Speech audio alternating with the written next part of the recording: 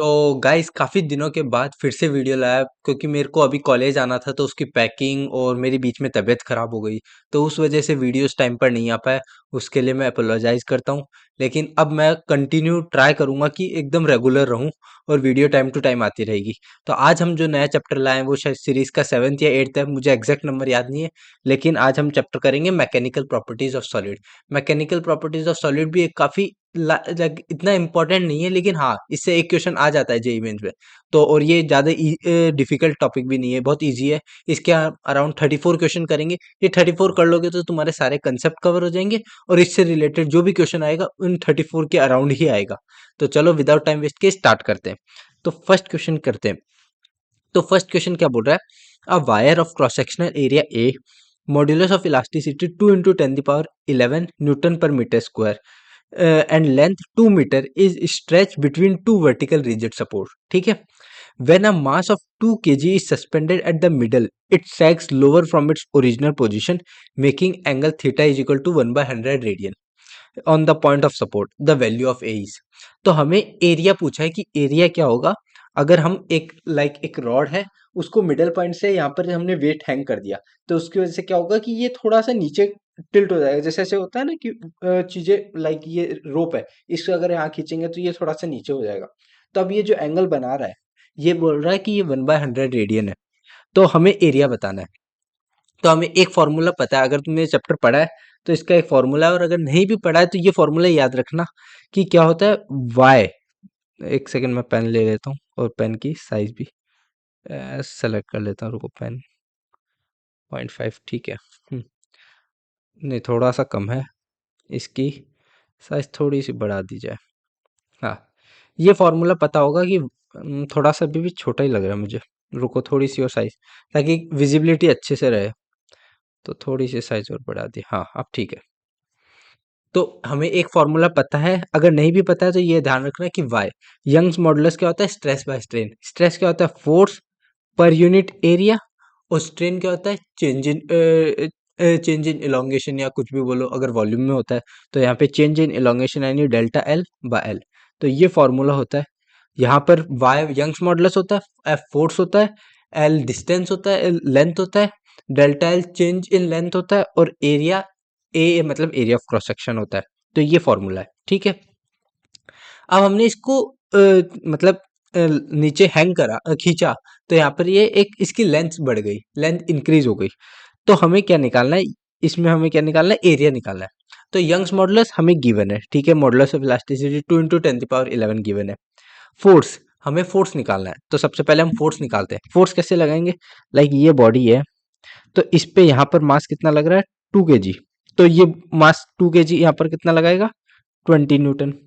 या इसको हम 2 mg लिख सकते हैं, या mg लिख देते हैं सिंपल से। लेट सपोज मास को पहले वैल्यू नहीं पुट कर रहे, तो मैं कंसेप्ट बता देता हूँ। मास m मान लेते हैं, तो ये नीचे लगा रहा होगा mg।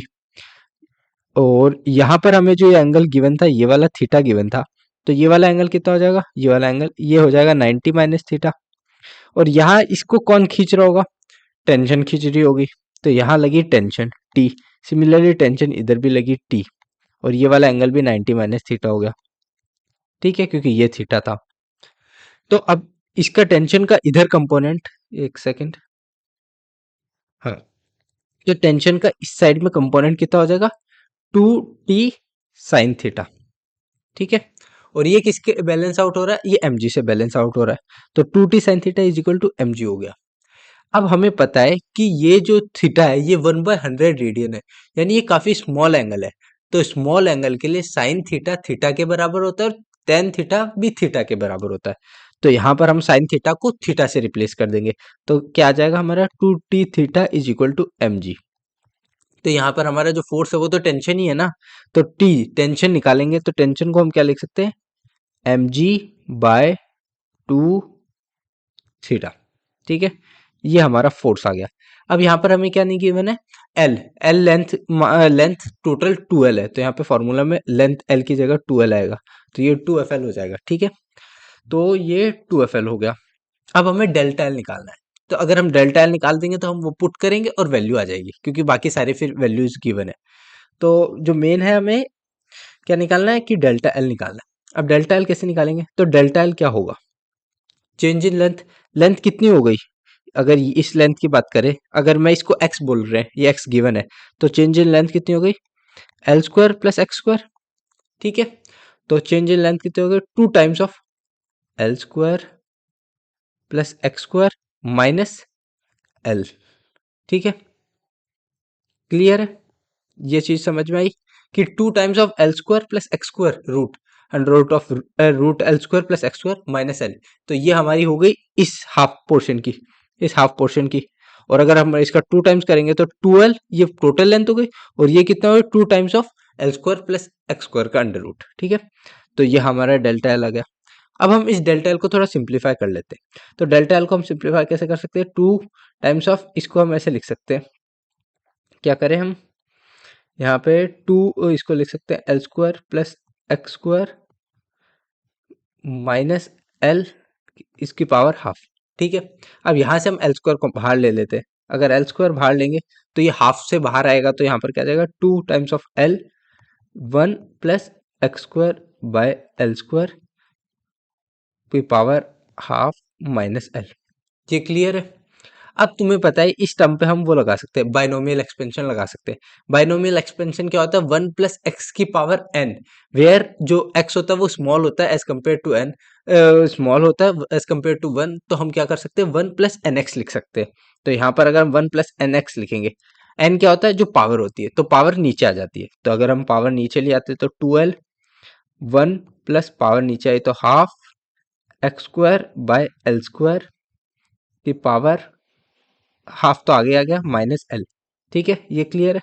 अब हम इसको सिंप्लीफाई करेंगे तो यहाँ से 2l, 2l, सॉरी यहाँ पे 2l आएगा ना, 2 टाइम्स ऑफ मल्टीप्लाई तो 2l आएगा, यहाँ 2l आएगा, 2l आएगा।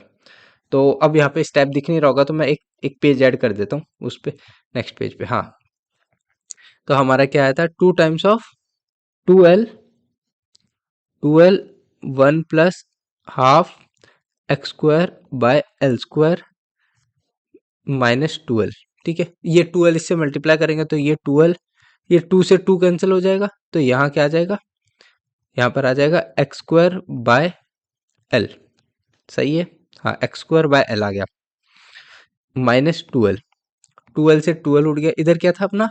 इज इक्वल टू में डेल्टा एल था, डेल्टा एल निकाल रहे थे। तो यहाँ पे डेल्टा एल किसके बराबर आ गया?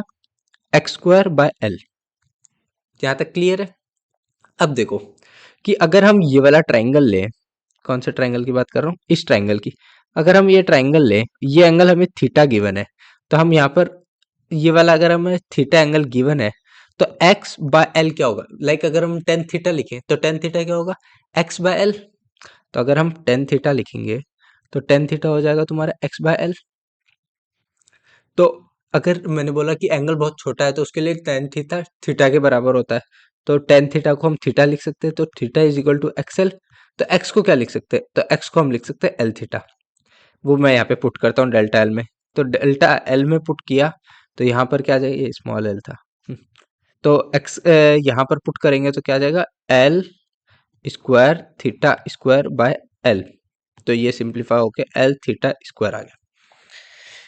यहाँ तक क्लियर है कि डेल्टा एल की वैल्यू आ गई एल थीटा स्क्वायर। हाँ, ये क्वेश्चन अगर तुमने पहले नहीं किया होगा तो शायद हो शायद ना हो, क्योंकि थोड़ी सी इसमें कैलकुलेशन वाइज है, बाकी ज्यादा कुछ नहीं है। ठीक है, तो हमने टी भी निकाल लिया, मतलब फोर्स भी निकाल लिया, और डेल्टा एल भी निकाल दिया। तो हम पुट करते हैं, तो हमारा एक्सप्रेशन क्या था? Y is equal to 2f। F क्या था? मतलब जो कि फोर्स था, M G by two theta. तो M G by two theta into ऊपर क्या था? L by area into delta L. Delta L क्या आया हमारा? L theta square, L theta square, ये एल था। ठीक है, क्योंकि स्मॉल एल एल लेंथ ही तो था, तो एल से एल कैंसिल हो गया, यहाँ से 2 से 2 कैंसिल हो गया। तो हमारा y किसके बराबर है? y is equal to M G by A theta cube. तो इसको अगर हम एरिया निकालना है, हमें एरिया ऑफ क्रॉस सेक्शन निकालना था, तो वो क्या आ जाएगा? M G by gamma theta cube. अब बस वैल्यू पुट कर दो, तो ये हमारा एरिया ऑफ क्रॉस सेक्शन आ गया। ठीक है, अब एम मास गिवन था, मास कितना गिवन था? 2 kg। तो 2 इंटू जी, जी कितना लेना है गिवन है क्वेश्चन में? G10 लेना है। तो क्वेश्चन में गिवन है तो 2 × 10 यंग्स मॉडुलस कितना गिवन है 2 × 10⁻11 2 × 10⁻11 और थीटा थीटा क्या है 1/100 1/100 है तो ऊपर पावर में जाएगा तो कितना आ जाएगा 1/100 है तो ऊपर आ जाएगा 10⁻6 क्योंकि हाँ थीटा है ना अगर इसका हम क्यूब करेंगे तो 1/100 1/100 तो ये 100 ऊपर जाता जाएगा तो 100 3 टाइम्स है तो ये कितना आ जाएगा 2⁻6 आ जाएगा। एक सेकेंड मेरा थोड़ा सा टैब हिल गया। तो अगर मैं इस वैल्यू को सिंप्लीफाई करूँ यहाँ सिंप्लीफाई करूँ तो 2 से 2 कैंसिल हो जाएगा 10⁻6 और 10⁻7 और 10⁻4 तो ये आ जाएगा 1 × 10⁻⁻4 ये वैल्यू आई। और हमें ऑप्शन में किस में गिवन है हमें गिवन है डैश इंटू 10⁻⁻4 तो हमारी वैल्यू क्या आ जाएगी तो हमारा आंसर आ जाएगा 1 आंसर आ जाएगा 1। क्लियर है अगर क्लियर है तो थम्स अप कर देना कमेंट सेक्शन में कि बहुत अच्छे से क्लियर हो गया क्वेश्चन नंबर। अब चलते हैं हम क्वेश्चन नंबर 2 पे ठीक है। तो क्वेश्चन नंबर 2 क्या बोल रहा है अ फोर्स मतलब मैच द कॉलम है तो बोल रहा है कि a force that restore an elastic body of a unit area to its original state. तो हमें इसमें से मैच करना है तो ये क्या है स्टेटमेंट है कि फोर्स जो restore an elastic body of unit area to its original state. तो ये हमारा क्या हो जाएगा तो ये हमारा तो स्ट्रेस होता है। स्ट्रेस क्या होता है फोर्स पर यूनिट एरिया तो होता है स्ट्रेस होता है हमारा फोर्स रिस्टोरिंग होता है पर यूनिट एरिया बट हम रिस्टोरिंग और एक्सटर्नल बराबर होता है इक्विलिब्रियम कंडीशन पे तो हम यहाँ पर एफ एक्सटर्नल पर यूनिट एरिया होता है बट हम एफ रिस्टोरिंग पर यूनिट एरिया एक्चुअल में होता है और इक्विलिब्रियम पर एफ रिस्टोरिंग और एफ एक्सटर्नल बराबर होता है।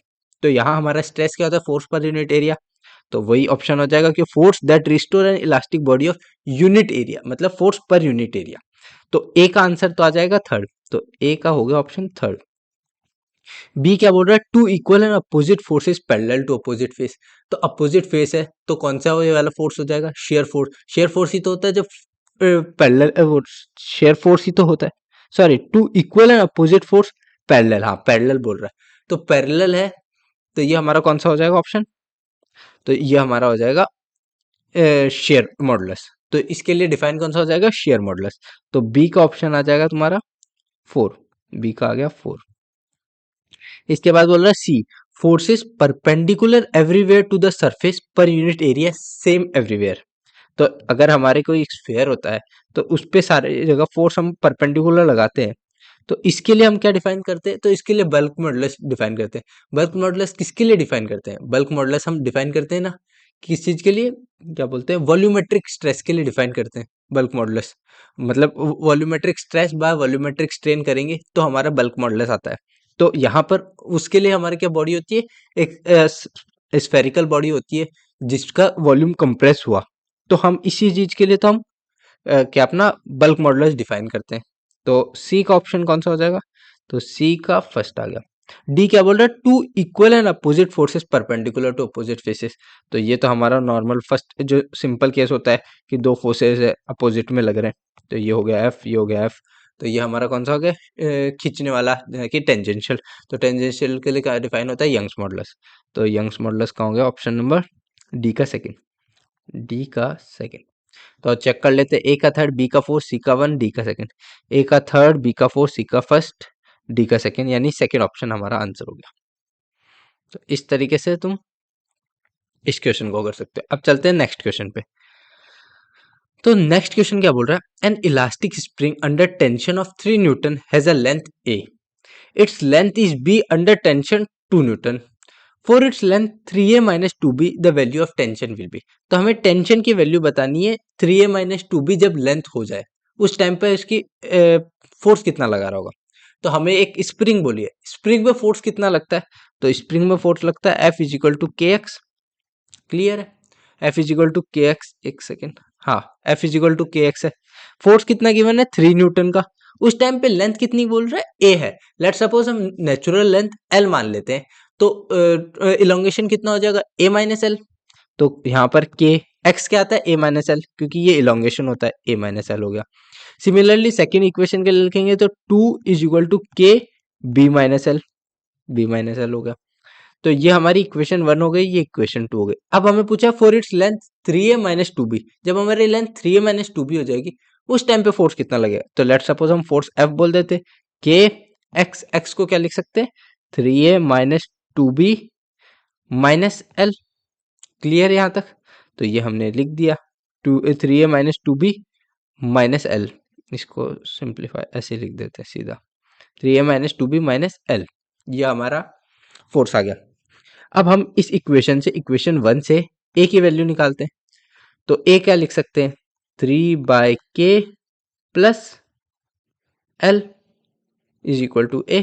सिमिलरली यहां से लिखेंगे तो 2/k plus L equal to b।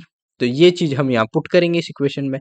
तो k 3 टाइम्स a की value 3/k plus L minus 2b की वैल्यू क्या है 2/k प्लस एल और माइनस एल। ये क्लियर हो गया। तो अब यहां से तुम देखोगे ये 3 मल्टीप्लाई होगा तो ये क्या आ जाएगा, मैं यहां सिंप्लीफाई कर देता हूँ इस चीज को। तो यहाँ फोर्स किसके बराबर आ जाएगा, फोर्स आ जाएगा ये k तो बाहर था, ये आ जाएगा 3 into 3 9/k, 9/k plus 3l minus 4/k minus 2l और फिर माइनस एल। तो ये हमारा आ गया। ये थोड़ा एरो ज्यादा बड़ा हो गया, रुको। हाँ, तो ये स्टेप यहाँ है। तो अब ये सिंप्लीफाई हो जाएगा 3l 2l और l तो कैंसिल आउट हो गया, तो हमारा बचा 9/k माइनस 4/k, तो यानी 5/k। तो k इंटू 5/k, k से k कैंसिल आउट हुआ तो फोर्स की वैल्यू आ गई 5। तो F is equal to 5 newton हमारा आंसर हो गया। क्लियर है क्वेश्चन नंबर 3। अब हम चलते हैं क्वेश्चन नंबर 4 पे। ठीक है, तो क्वेश्चन नंबर 4 क्या बोल रहा है, one end of a metal wire is fixed to a ceiling and a load of 2 kg hangs from other end. A similar wire is attached to the bottom of the load and another load of 1 kg hangs from this lower wire. Then the ratio of longitudinal strain of upper wire to that of lower wire. तो सबसे पहले हम situation बनाते हैं। क्या बोल रहा है, ये हमारी एक सीलिंग है, सीलिंग से हमारे क्या कनेक्टेड है, एक वायर है जिस पे लोड लग रहा है 2 kg का, 2 kg का लोड लगा है। इसके बाद एक सिमिलर वायर जो इस मटेरियल का वायर होगा वही उसका होगा, बोल दिया ना सिमिलर मटेरियल, तो इसका एक और वायर है, इस पे लोड लग रहा है 1 kg का, 1 kg का। दोनों का वाई यंग्स मॉडुलस सेम है क्योंकि सिमिलर वायर बोल रहा है। तो हमें longitudinal strain of upper wire to the lower wire, तो हमें delta L by L of 1 by delta L of delta L two by L two of 2 निकालना है। तो सबसे पहले एक फॉर्मूला जो मैंने बताया था कि यंग्स मॉडुलस क्या होता है, F by A delta L by L. तो हम पहले फर्स्ट केस के लिए कर रहे हैं, ऊपर वाले के लिए, ऊपर वाले वायर के लिए, इस वायर के लिए हम निकालते हैं कि क्या आएगा डेल्टा एल बाय एल।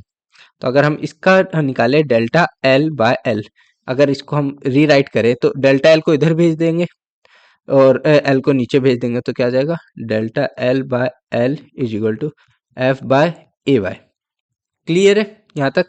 तो इसको लिख सकते हैं F by A Y. Similarly इसको हम बोल देते हैं delta L of 1। Similarly second case के लिए लिखेंगे, तो सेकेंड केस का अगर हम लिखेंगे तो सिमिलरली इसका भी हो जाएगा delta L by L of 2 is equal to force. ये F1 हो गया, ये F2 हो गया। एरिया ऑफ क्रॉस सेक्शन तो दोनों का सेम ही होगा, सेम वायर है, मतलब यहाँ पर कहीं भी मेंशन नहीं है एरिया का बात कि एरिया डिफरेंट है, तो हमें सेम ही मानेंगे, कंसिडर करेंगे। तो एरिया दोनों का ए हो गया, और यंग्स मॉडुलस तो मैंने बताया क्योंकि सेम मटेरियल है तो यंग्स मॉडुलस सेम हो जाएगा, तो ए वाई हो गया। तो अगर हम delta L of 1 by of 2 करेंगे तो क्या आ जाएगा हमारा, यहाँ से अगर हम इसको इस इक्वेशन को 1 बोल दे, इसको 2 1 डिवाइडेड बाय 2 करेंगे तो इधर तो आ जाएगा हमारा ratio of longitudinal strain by of upper wire to the lower wire, और ये किसके इक्वल आ जाएगा, तो ये आ जाएगा हमारा F1 bye F2, F1 bye F2 के बराबर, F1 बाय F2। अब फोर्स कितना लग रहा है, तो अगर हम ऊपर वाले सिचुएशन, ऊपर वाले वायर को कंसीडर करें तो ये वाला 1 kg और 2 kg दोनों लगा रहे हैं, लेकिन अगर हम नीचे वाले को कंसीडर करें तो सिर्फ पे 1 kg लग रहा है।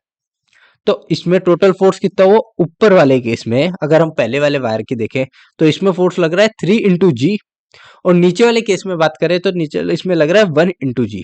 तो G से G कैंसिल, तो ये आ जाएगा 3।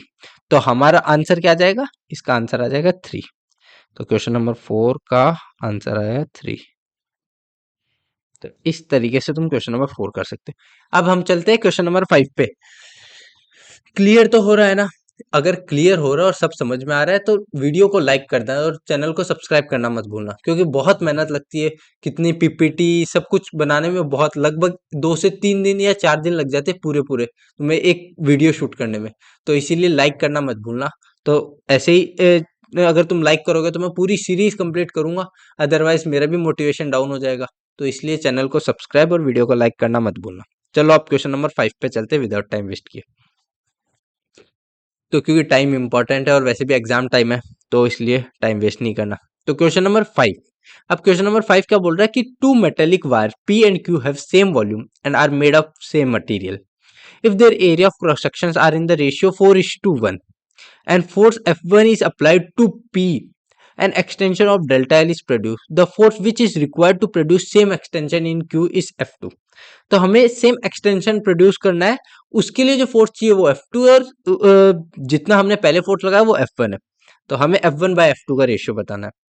तो और बोल रहा है कि दोनों मटेरियल का वॉल्यूम सेम है और मटेरियल सेम है, यानी Y भी सेम हो गया, और हमें वो एक्सटेंशन मतलब जो इलोंगेशन हुआ है वो कितना है, वो भी डेल्टा एल है, वो दोनों का बराबर हो गया। हमें F1/F2, तो हमें फॉर्मूला एक ही पता है जो हमें याद है, F/A delta L/L।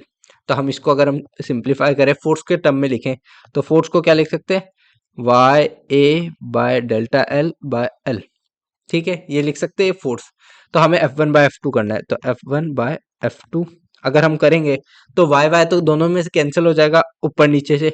Area area हमारा अभी पता नहीं है, एरिया का नहीं पता, और डेल्टा एल दोनों में से कैंसिल हो जाएगा। लेंथ का हमें पता नहीं है, तो क्या आ जाएगा, ऊपर आ जाएगा हमारा, एक तो एरिया बचेगा ऊपर A1/A2, और इधर लेंथ L1/L2, ये हमारा बचा। तो हमारा A1/A2 L2/L1 बचा। ठीक है, अब हमें बोल रहा है कि वॉल्यूम भी दोनों का सेम है। वॉल्यूम का मतलब है volume 1 equal to volume 2। Volume को हम एक तरीके से लिख सकते हैं एरिया इंटू लेंथ।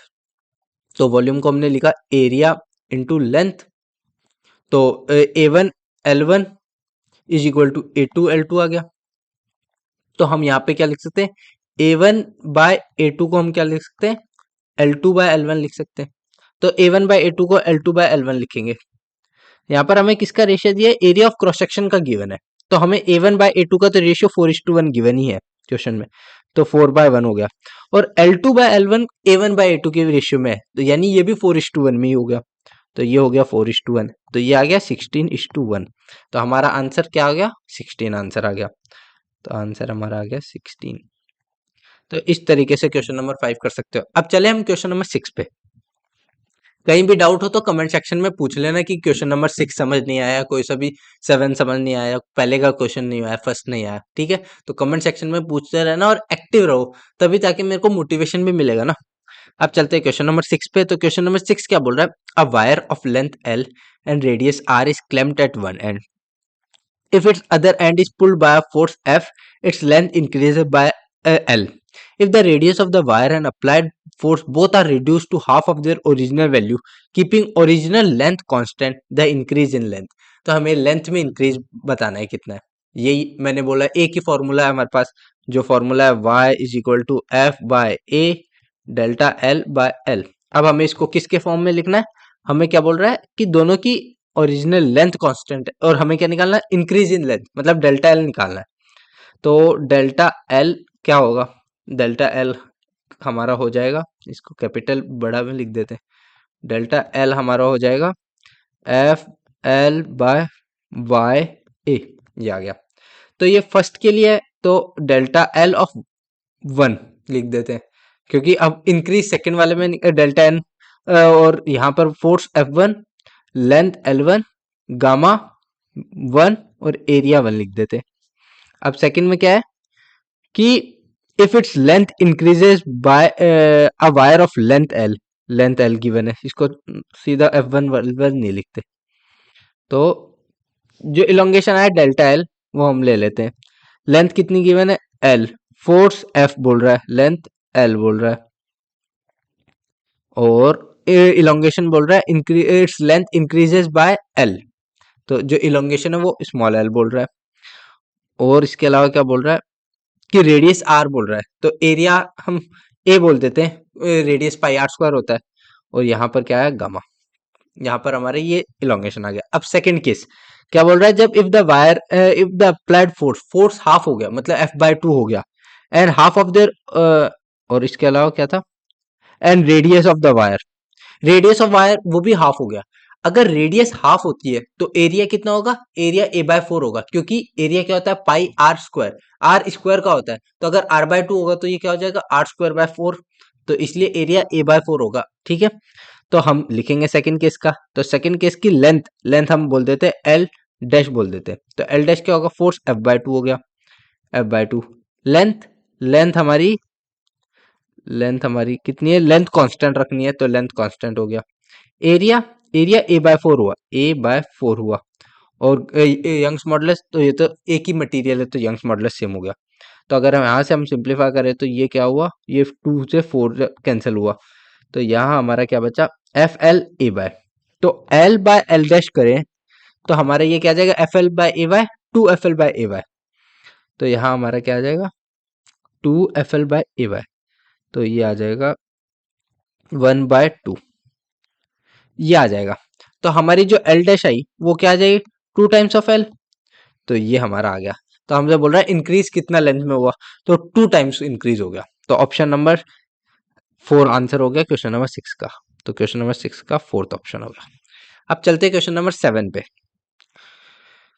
तो क्वेश्चन नंबर 7 क्या बोल रहा है, तो क्वेश्चन नंबर 7 बोल रहा है स्टेटमेंट असर्शन एंड रीजनिंग वाला है। असर्शन बोल रहा है the property of a body by virtue of which it tend to regain its original shape when the external force is remove is elasticity. तो ये तो इलास्टिसिटी की डेफिनेशन ही है कि इलास्टिसिटी क्या होती है, कि ability of a body to regain its shape when external force is removed. तो ये हमारी ये तो डेफिनेशन हो गया और ये ट्रू है, तो असर्शन तो करेक्ट हो गया। अब रीजन क्या बोल रहा है, the restoring force depends upon the bonded inter atomic and intermolecular forces of solid. तो ये इसका करेक्ट रीजन है। क्यों करेक्ट रीजन है, क्योंकि जो ये अंदर से ये एनर्जी है वापस एबिलिटी कहाँ से आती है, जो अंदर इंटरमोलिकुलर फोर्सेज होते हैं, ये बॉडी बॉन्ड से अंदर वो अ, एक दूसरे से वो हुए होते हैं, कनेक्टेड हुए होते हैं, किसकी वजह से, अट्रैक्शन के फोर्स से।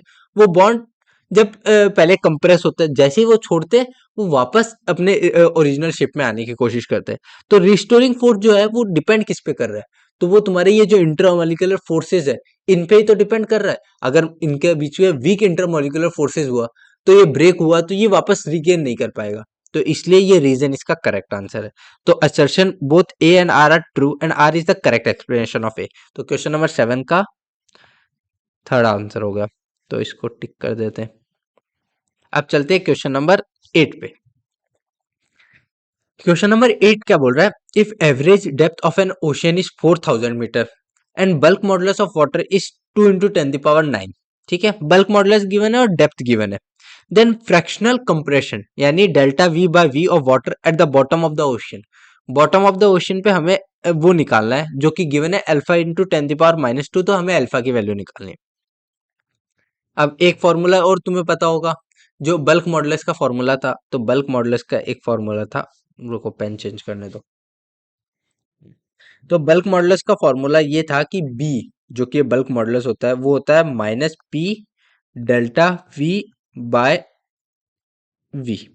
ये हमारा बल्क मॉडुलस होता है। क्लियर है, यहाँ तक कोई दिक्कत नहीं है? सॉरी, PV/डेल्टा V। ठीक है, अब यहाँ पे ये माइनस क्या बताता है, ये बता रहा है कंप्रेशन हुआ है। ठीक है, ये माइनस कंप्रेशन बता, ये माइनस क्यों है, माइनस इसलिए है क्योंकि अगर हमने कोई बॉडी को कंप्रेस किया, बल्क मॉडुलस की वैल्यू हमेशा पॉजिटिव आएगी। तो अगर हम डेल्टा वी हमारा कम हुआ, लेट सपोज एक बॉल थी, वो थी, उस पर हमने कंप्रेस किया तो बॉल का वॉल्यूम कम हुआ, कंप्रेशन हुआ तो वॉल्यूम कम हुआ। अगर वॉल्यूम कम हुआ तो ये वैल्यू नेगेटिव हो गई, ये वैल्यू नेगेटिव है, इसको पॉजिटिव करने के लिए माइनस आता है, ठीक है। तो यहां से हम डेल्टा वी बाय वी को क्या लिख सकते हैं, minus delta V by V, तो इसको हम लिख सकते हैं पी बाय बी। क्लियर है। अब ये डेल्टा वी बाय वी जो कि माइनस के साथ है, माइनस तो तुम्हारा कंप्रेशन बता ही रहा था, ठीक है। तो डेल्टा वी बाय वी क्या है, तुम्हारा है कंप्रेशन, कितना फ्रैक्शनल कंप्रेशन बता रहा है, फ्रैक्शनल कंप्रेशन। और वही तुम्हें पूछा है कि फ्रैक्शनल कंप्रेशन कितना होता है, तो वो होता है तुम्हारे पी बाय वी के बराबर। तो अब तुम्हें बी तो पता है, पी नहीं पता, प्रेशर कितना होगा। तो ये कंसेप्ट है तुम्हारा कि प्रेशर कैसे लिखते हैं। तो अभी तुम नेक्स्ट चैप्टर जो पढ़ोगे मैकेनिकल प्रॉपर्टीज ऑफ फ्लूइड्स, उसमें तुम समझोगे कि ये फ्लूइड्स का प्रेशर कैसे लिखते हैं। बट बेसिक आइडिया तुम्हें शायद पता भी होगा, 9th-10th में पढ़ा होगा, 11th-12th में 11th में पढ़ा होगा शायद, कि अगर हमें कोई भी बॉडी से h हाइट पे नीचे अगर हमें प्रेशर लिखना होता है तो वो कितना होता है, रो जी एच होता है। ये प्रेशर पता है। अगर हम लेट सपोज पी एटीएम को कंसीडर करते हैं, प्रेशर एटमोसफेयर का भी लग रहा है, तो टोटल प्रेशर क्या हो जाएगा, पी एटीएम प्लस रो जी एच। तो हम वही वैल्यू पुट करते हैं, प्रेशर क्या हुआ, पी एटीएम क्या होता है, 1 × 10⁵ न्यूटन पर मीटर में लिखेंगे, तो 1 × 10⁵ प्लस रो जी एच, रो क्या डेंसिटी कितनी है, 1000, 1000 को हम लिख सकते हैं 10⁻3, जी कितना है 10, और एच कितना है 4000 मीटर, यानी 4 × 10⁻3। तो ये 337, इसको मैं इरेज करके लिख सकता हूँ 4 × 10⁻7 बाय बी कितना है, बल्क मॉडुलस गिवन है 2 × 10⁹। अब एक चीज देखोगे कि ये है कि 1 × 10⁵ 4 × 10⁻7 के कंपैरिजन में बहुत छोटा है। 400, अगर हम 400 को 1 से कंपेयर करें तो कितना स्मॉल वैल्यू आती है, लेकिन यहाँ पर ये 10⁻7 इसके कंपेयर में काफी छोटा वैल्यू है, तो इसको हम नेग्लेक्ट कर सकते हैं, तो इसको हम हटा सकते हैं, इसको 0 बोल सकते हैं। तो ये हमारा आया 4 × 10⁻7 बाय 2 × 10⁹। तो ये 4 से ये 2 कैंसिल हुआ, तो ऊपर आया 2, ये पावर आ जाएगा, तो ये वैल्यू आएगी 2 × 10⁻²। यहाँ पर ये किसके इक्वल है, ये है हमारे अल्फा × 10⁻²। तो अल्फा की वैल्यू क्या आ जाएगी, तो अल्फा की वैल्यू आ गई 2। क्लियर है क्वेश्चन नंबर 8 क्लियर है। अगर क्लियर है तो कमेंट सेक्शन में बोल देना कि हाँ क्लियर है। अब चलते हैं क्वेश्चन नंबर 9 पे। क्वेश्चन नंबर 9 क्या बोल रहा है, क्वेश्चन नंबर 9 बोल रहा है a wire of length L and radius R is clamped rigidly at one end. When the other end of a wire is pulled by a force F, its length increases by L. तो length L से increase हो गई. Another wire of same material of length 2L and radius 2R is pulled by a force 2F, then the increase in length. तो हमें length में increase बताना है, ठीक है। तो अब मटेरियल दोनों का सेम है यानी यंग्स मॉडुलस सेम है, तो हमें तो एक ही फॉर्मूला पता है, वो है कि y = F/A delta L by L, ठीक है। यहाँ तक फॉर्मूला पता है। तो हमने क्या लिखा, इंक्रीज इन लेंथ पूछा है तो हम डेल्टा एल को लिख देते हैं। तो पहले में कितना इंक्रीज हुआ था, पहले में लेंथ इंक्रीजेज बाय एल है, तो डेल्टा एल की वैल्यू हो गई एल। यहाँ से अगर इसको लिखें डेल्टा एल लिखेंगे तो डेल्टा एल क्या हो जाएगा, F/L/AY। तो डेल्टा एल पहले केस में क्या बोल रहा है, एल है, एफ फोर्स हमारा एफ है, स्मॉल एफ है, लेंथ कैपिटल एल है, एरिया क्या बोल रहे हैं, रेडियस आ रहा है तो हम एरिया πr² को ए बोल देते हैं, ठीक है, ए। और डेल्टा एल तो हो ही गया, और यंग्स मॉडुलस वाई मान लेते हैं, ठीक है।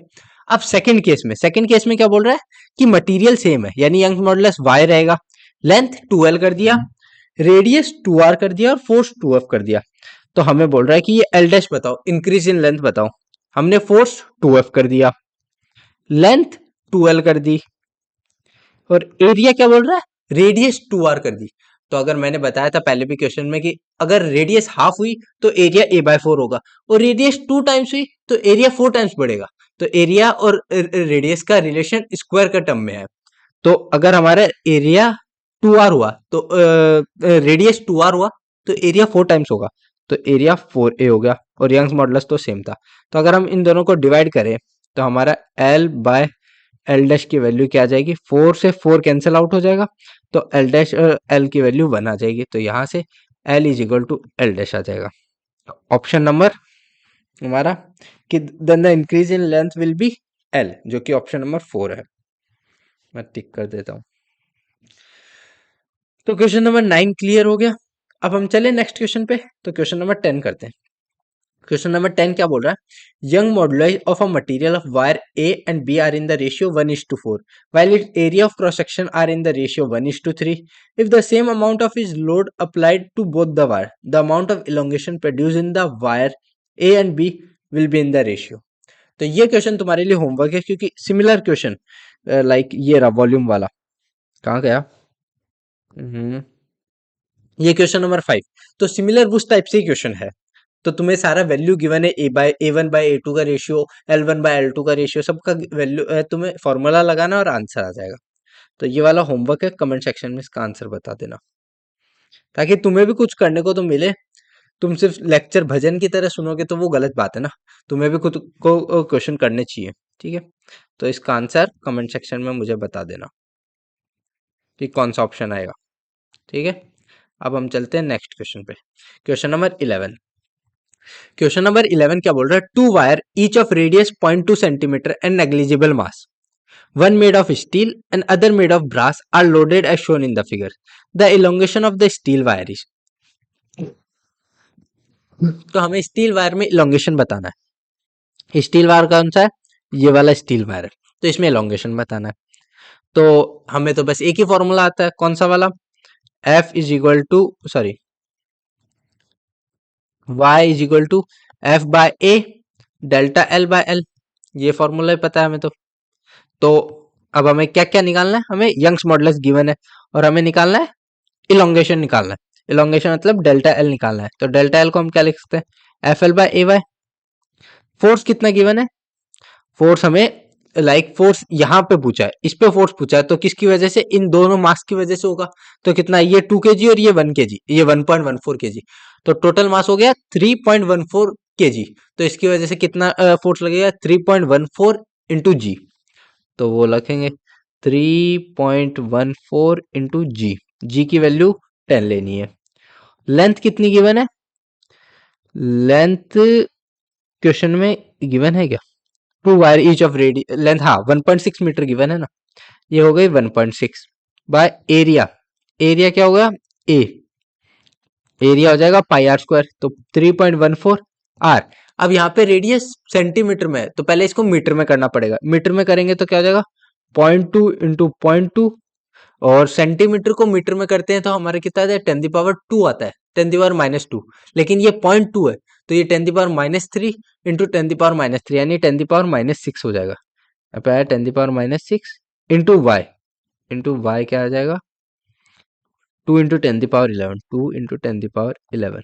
ठीक है, अब इसको सिंप्लीफाई करना है, तो 3.14 से 3.14 कैंसिल हो जाएगा, 2.2 से ऊपर लिख दिया 10⁻2 लिख दिया, यहाँ पे 224 आ गया, और यहाँ से 16 से हटाया तो एक नीचे आ जाएगा 10, तो वो 10 एक यहाँ से कैंसिल हो जाएगा, एक पावर इससे कैंसिल, तो क्या आ जाएगा 16 डिवाइडेड बाय 4 करेंगे तो यहाँ पर आया 4 इंटू ये पावर 10, 2 10 बचा तो 10⁻2, नीचे क्या है -6, और यहाँ पर एक और 2 है, तो एक और 2 से एक और 2 कैंसिल हुआ, तो यहाँ 2 बचेगा, 2 नीचे पावर है 6 -6 और 5, तो 10⁻5 और ऊपर 2 जीरो है, तो 10⁻5 अगर ऊपर जाएगा तो क्या हो जाएगा 10⁻3,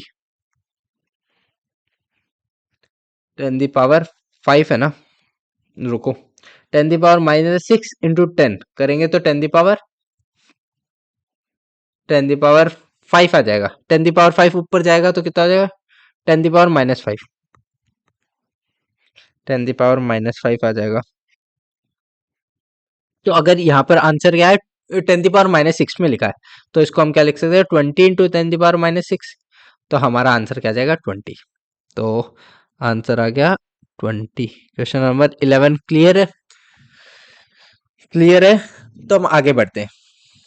अब हम करेंगे क्वेश्चन नंबर 12। क्वेश्चन नंबर 12 क्या बोल रहा है, an aluminium rod with Young modulus Y कितना गिवन है 7 into 10⁻10 newton per metre square undergoes elastic strain of 0.04%।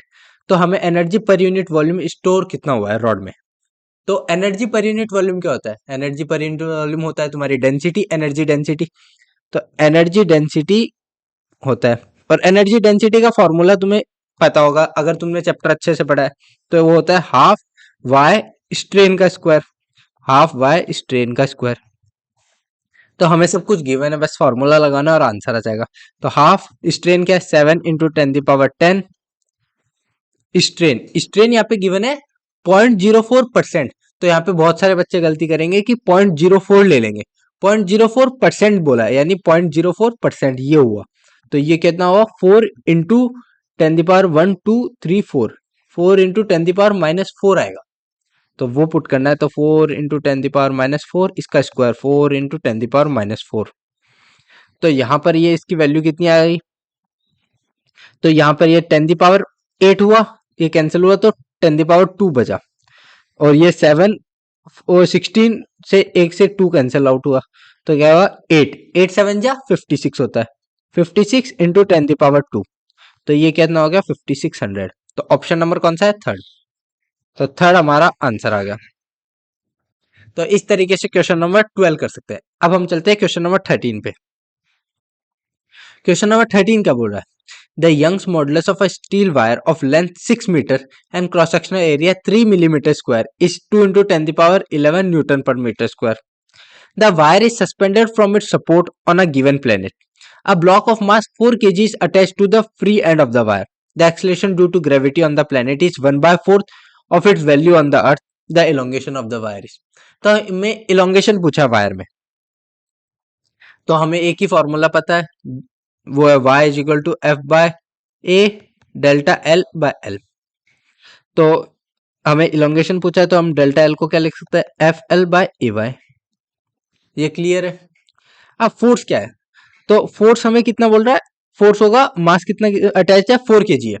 तो ये सिचुएशन इस टाइप से है कि यह बॉडी है, यहाँ पे मास है, लाइक लेट्स वो 4 का है, और यहाँ पे जो एक्सीलरेशन ड्यू टू ग्रेविटी है, ये प्लेनेट दूसरे प्लेनेट पे है, तो यहाँ पर जो एक्सीलरेशन ड्यू टू ग्रेविटी है 1/4 है, मतलब g/4 हो गया। तो यहाँ पर जो लगेगा वो 4g' लगेगा, और g' g/4 है। तो यहाँ पर हमने लिखा 4 × g कितना है? g/4, g/4 मतलब 10/4 हो गया। लेंथ, लेंथ कितनी गिवन है? कहाँ गया? 6 मीटर, लेंथ हो गया 6 मीटर। एरिया, एरिया बोल रहा है 3 metre square, millimetre square, but हमें मीटर में करना है। तो मिलीमीटर कितने मीटर में होता है? तो 10⁻³ होता है, तो 10⁻⁻6 होगा, क्योंकि ये स्क्वायर है, मिलीमीटर स्क्वायर। तो 3 × 10⁻⁻6 हो गया, into Young's modulus, Young's modulus 2 × 10⁻11 given है। तो यहाँ से 4 से ये 4 उड़ जाएगा, 3 से ये 2 उड़ जाएगा, 2 से ये 2 उड़ जाएगा, तो ऊपर बचा 10, 10 यहाँ से एक पावर 10 से ये वाला एक पावर कैंसिल हो जाएगा, तो यहाँ 10⁻10 बचा।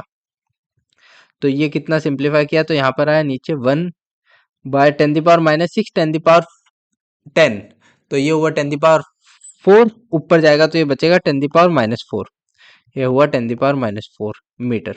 डेल्टा एल हमारा 10⁻4 मीटर आया। तो इसको अब देख ले कौन सा ऑप्शन, देख लेते हैं कौन सा ऑप्शन है। तो ये ऑप्शन थर्ड हो जाएगा, क्योंकि 0.1 mm को हम लिख सकते हैं 10⁻4 मीटर। तो ऑप्शन नंबर थर्ड हमारा आंसर हो गया। अब हम चलते हैं क्वेश्चन नंबर 14 पे। तो क्वेश्चन नंबर 14 क्या बोल रहा है? A certain pressure P is applied to a 1 liter of water and 2 liter of liquid separately. हमें P प्रेशर लगाए एक लिक्विड 1 लीटर लिक्विड पे और 1 लीटर वाटर पे और 2 लीटर लिक्विड पे separately. Water get compressed to 0.01% where the liquid get compressed to 0.03%. तो हमें ratio of bulk modulus of water to that of liquid बताना है। तो बल्क मॉडुलस का फॉर्मूला क्या होता है? बल्क मॉडुलस का होता है -P/ΔV/V, ये हमारा फॉर्मूला होता है। तो हमें क्या बोल रहा है कि जो कंप्रेस्ड हुआ है, मतलब कंप्रेशन बोल रहा है, कितना कंप्रेस्ड हुआ? 0.01%, यानी हमें ΔV/V माइनस ΔV/V जो कि है P/B के बराबर।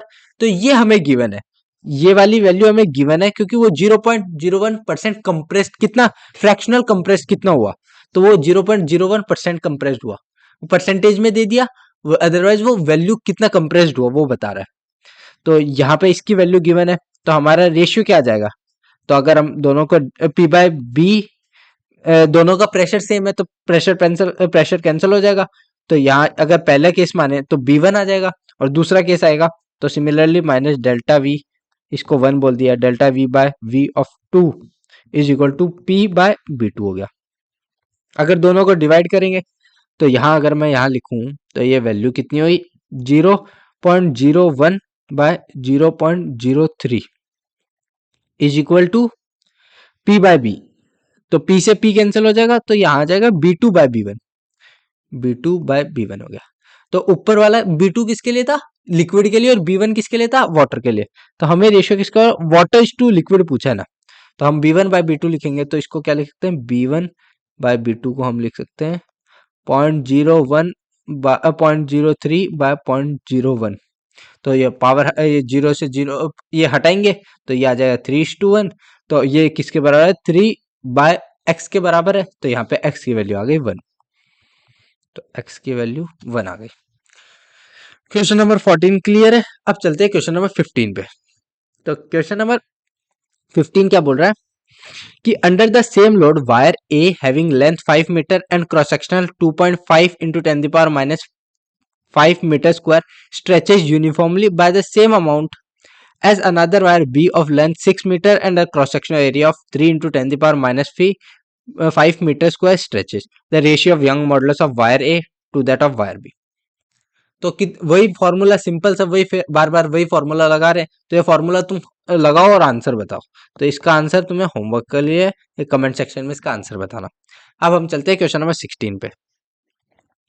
तो क्वेश्चन नंबर 16 क्या बोल रहा है? A force is applied to a steel wire A rigidly clamped at one end. As a result, elongation in the wire is 0.2 mm.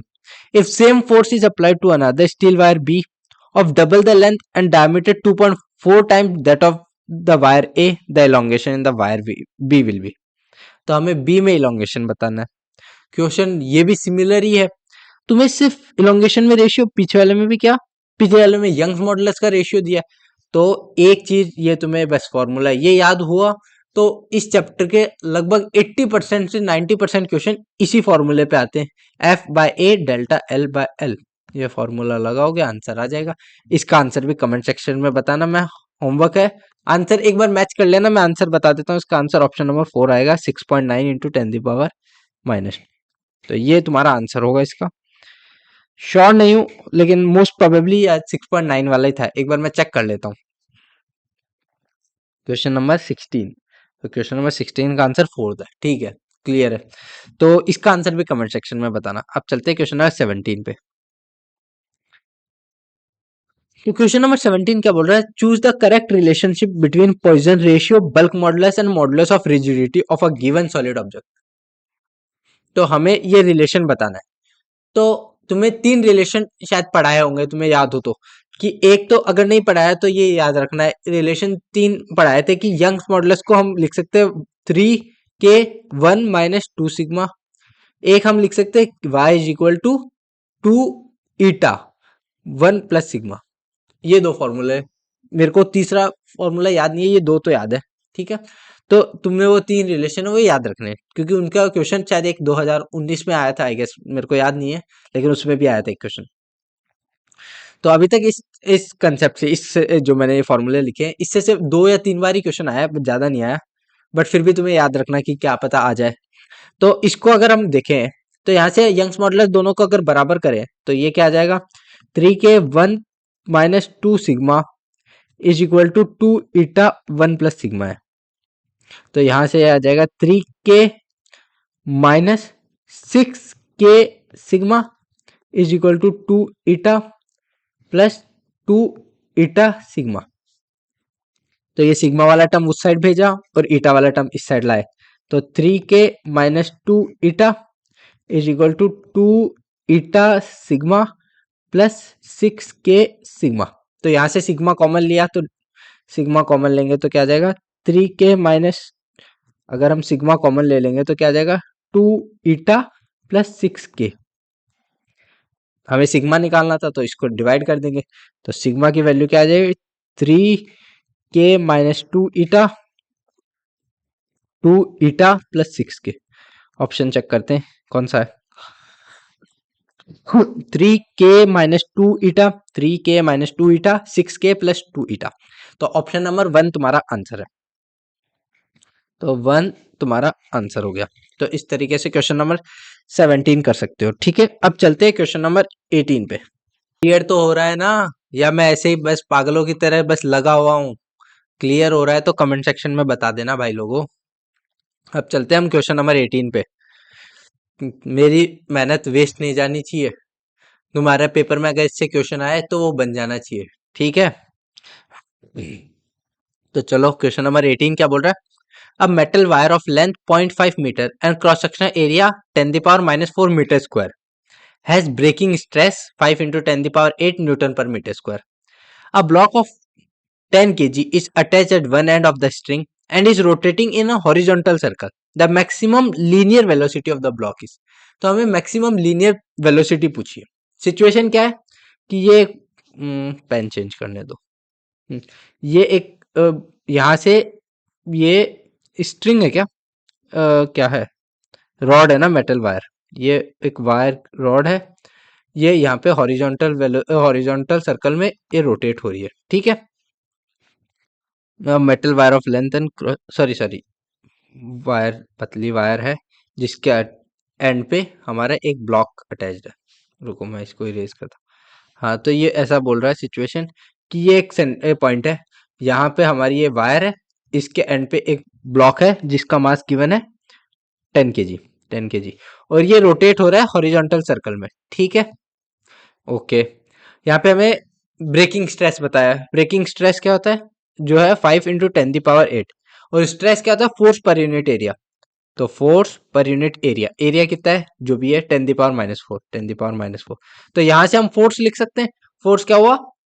5 into 10 the power 4।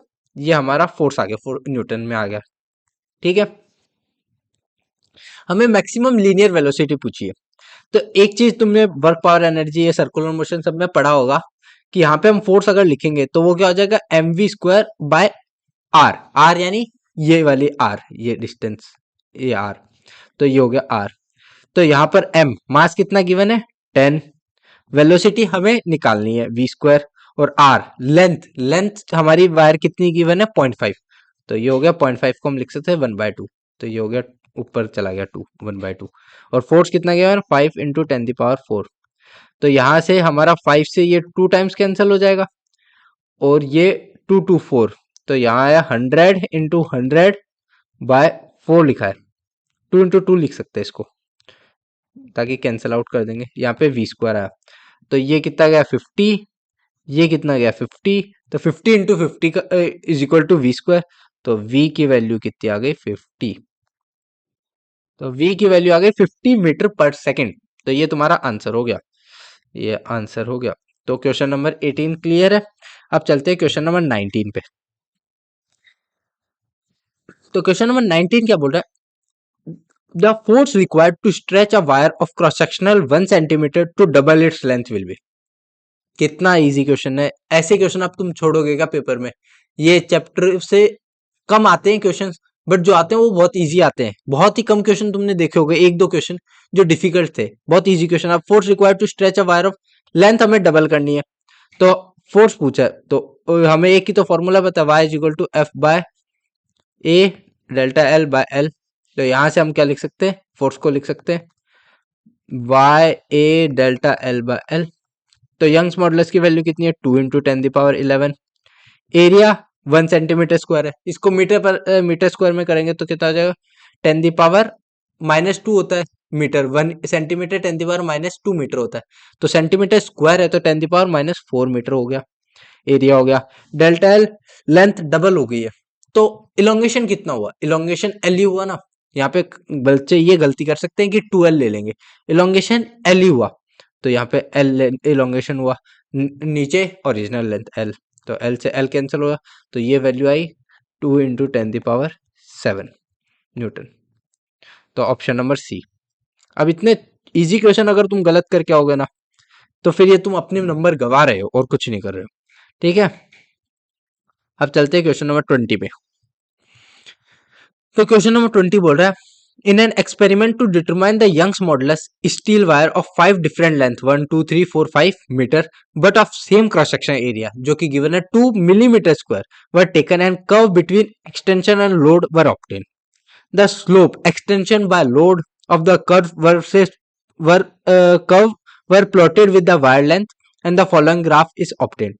If the Young's modulus of the steel wire is x into 10 the power 11 Newton per meter square, then the value of x is. तो हमें Young's modulus पूछा है, ठीक है। तो हम कैसे निकालेंगे, हमारे पास एक ही फॉर्मूला जो मैं कितने लगभग 90% बता दिया कि ये एक फॉर्मूले से क्वेश्चन हुआ है। तो y is equal to F by A delta L by L. तो हम यहाँ पर, और हमें क्या दिया है, ये किसके बीच में दिया है, extension by load. Extension by load को क्या लिख सकते हैं, delta L by load, load यानी फोर्स बाय वायर, वायर की लेंथ मतलब एल। तो अगर एल ऊपर जाएगा तो ये आ जाएगा एफ एल। तो अगर हम इसको इसके फॉर्म में लिखेंगे तो क्या लिख सकते हैं, F L bye delta L. तो इसको हम लिख सकते हैं 1 बाय गामा ए। तो इसको हम 1 बाय गामा ए की तरह लिख सकते हैं। तो अगर हम इस जो ये ग्राफ गिवन है इसका अगर हम स्लोप निकाले जो कि टेन थीटा होता है, तो स्लोप क्या आएगा, तो जो स्लोप आएगा वो हमारा delta L by F L के बराबर आएगा। और ये किसके बराबर है, ये वाई 1 बाय वाई ए के बराबर है। तो हम यहां से यंग्स मॉडुलस निकाल देंगे। तो इसका स्लोप क्या आया, तो स्लोप आ जाएगा, स्लोप आया y2 माइनस y1, तो यानी 0.5 माइनस 0.25। तो 0.5 minus 0.25 by 2 minus 1, 2 minus 1 into 10 the power minus 5 given है, 10 द पावर माइनस 5। तो ये वैल्यू कितनी आई, 0.25 इंटू 10 द पावर माइनस 5। तो ये हमारी स्लोप की वैल्यू आई। तो ये किसके बराबर है, 1 बाय 0.25 को क्या लिख सकते हैं, 1 बाय 4 लिख सकते हैं। तो ये हो जाएगा 4 into 10 the power 5 is equal to 1 by, sorry मैंने, सॉरी स्लोप ये नहीं था, स्लोप था 0.25। तो 0.25 को 1 by 4 into 10 the power minus 5 is equal to Young's modulus. Young's modulus निकालना एरिया, एरिया कितना है 2 मिलीमीटर स्क्वायर है। तो अगर इसको हम मीटर स्क्वायर में करेंगे तो कितना आ जाएगा, 2 इंटू 10 द पावर माइनस 6, क्योंकि 1 millimetre is equal to 10 the power minus 3 metre होता है। तो यहाँ से यंग्स मॉडुलस निकाल देंगे। y को इधर भेजा, ये सब नीचे आया तो कितना हो जाएगा, ये 4 ऊपर गया, 4 से 2 कैंसिल हुआ तो यहाँ पे बचा 2, नीचे 10 the power minus 5, 10 the power minus 6, 10 the power 11। तो ये हुआ 2 इंटू 10 द पावर 11। तो ये इसके फॉर्म में गिवन है x इंटू 10 द पावर 11। तो x की वैल्यू हो गई तुम्हारी 2। तो x की वैल्यू 2 आ गई। सिंपल सा क्वेश्चन था। अब चलते हैं क्वेश्चन नंबर 21 पे। क्वेश्चन नंबर 21 क्या बोल रहा है, a steel wire of length 3.2 meter, Young's modulus 2 into 10 the power 11 Newton meter square, and a copper wire of length 4 into 4.4 meter, Young's modulus इसका भी गिवन है।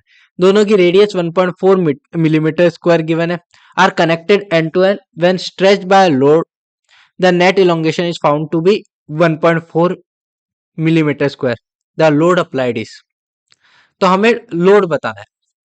तो एक सिचुएशन क्या बोल रहा है कि ये एक हमारा एक वायर था, किसका, स्टील वायर था। इसके बाद हमारा एक कॉपर वायर है, ये हमारा स्टील वायर हो गया, स्टील, ये हमारा कॉपर हो गया। इसके यहाँ पर हम एक फोर्स लगा रहे जिसकी वजह से नेट इलोंगेशन जो आया है वो हमें गिवन है 1.4 मिलीमीटर स्क्वायर, ठीक है। तो क्या हम जो वायर है, ये इस वायर को है, इसको हम उसकी स्ट्रिंग की तरह स्प्रिंग की तरह ये क्या बोलते हैं कि ये जो वायर है हम इसको स्प्रिंग से रिप्लेस कर सकते हैं। तो हाँ, इसको स्प्रिंग से रिप्लेस कर सकते हैं। और स्प्रिंग का जो के होता है वो क्या होता है, जो के यहाँ से हम निकालते हैं, इसको अगर हम रिप्लेस करते हैं तो वो आता है वाई ए बाय एल।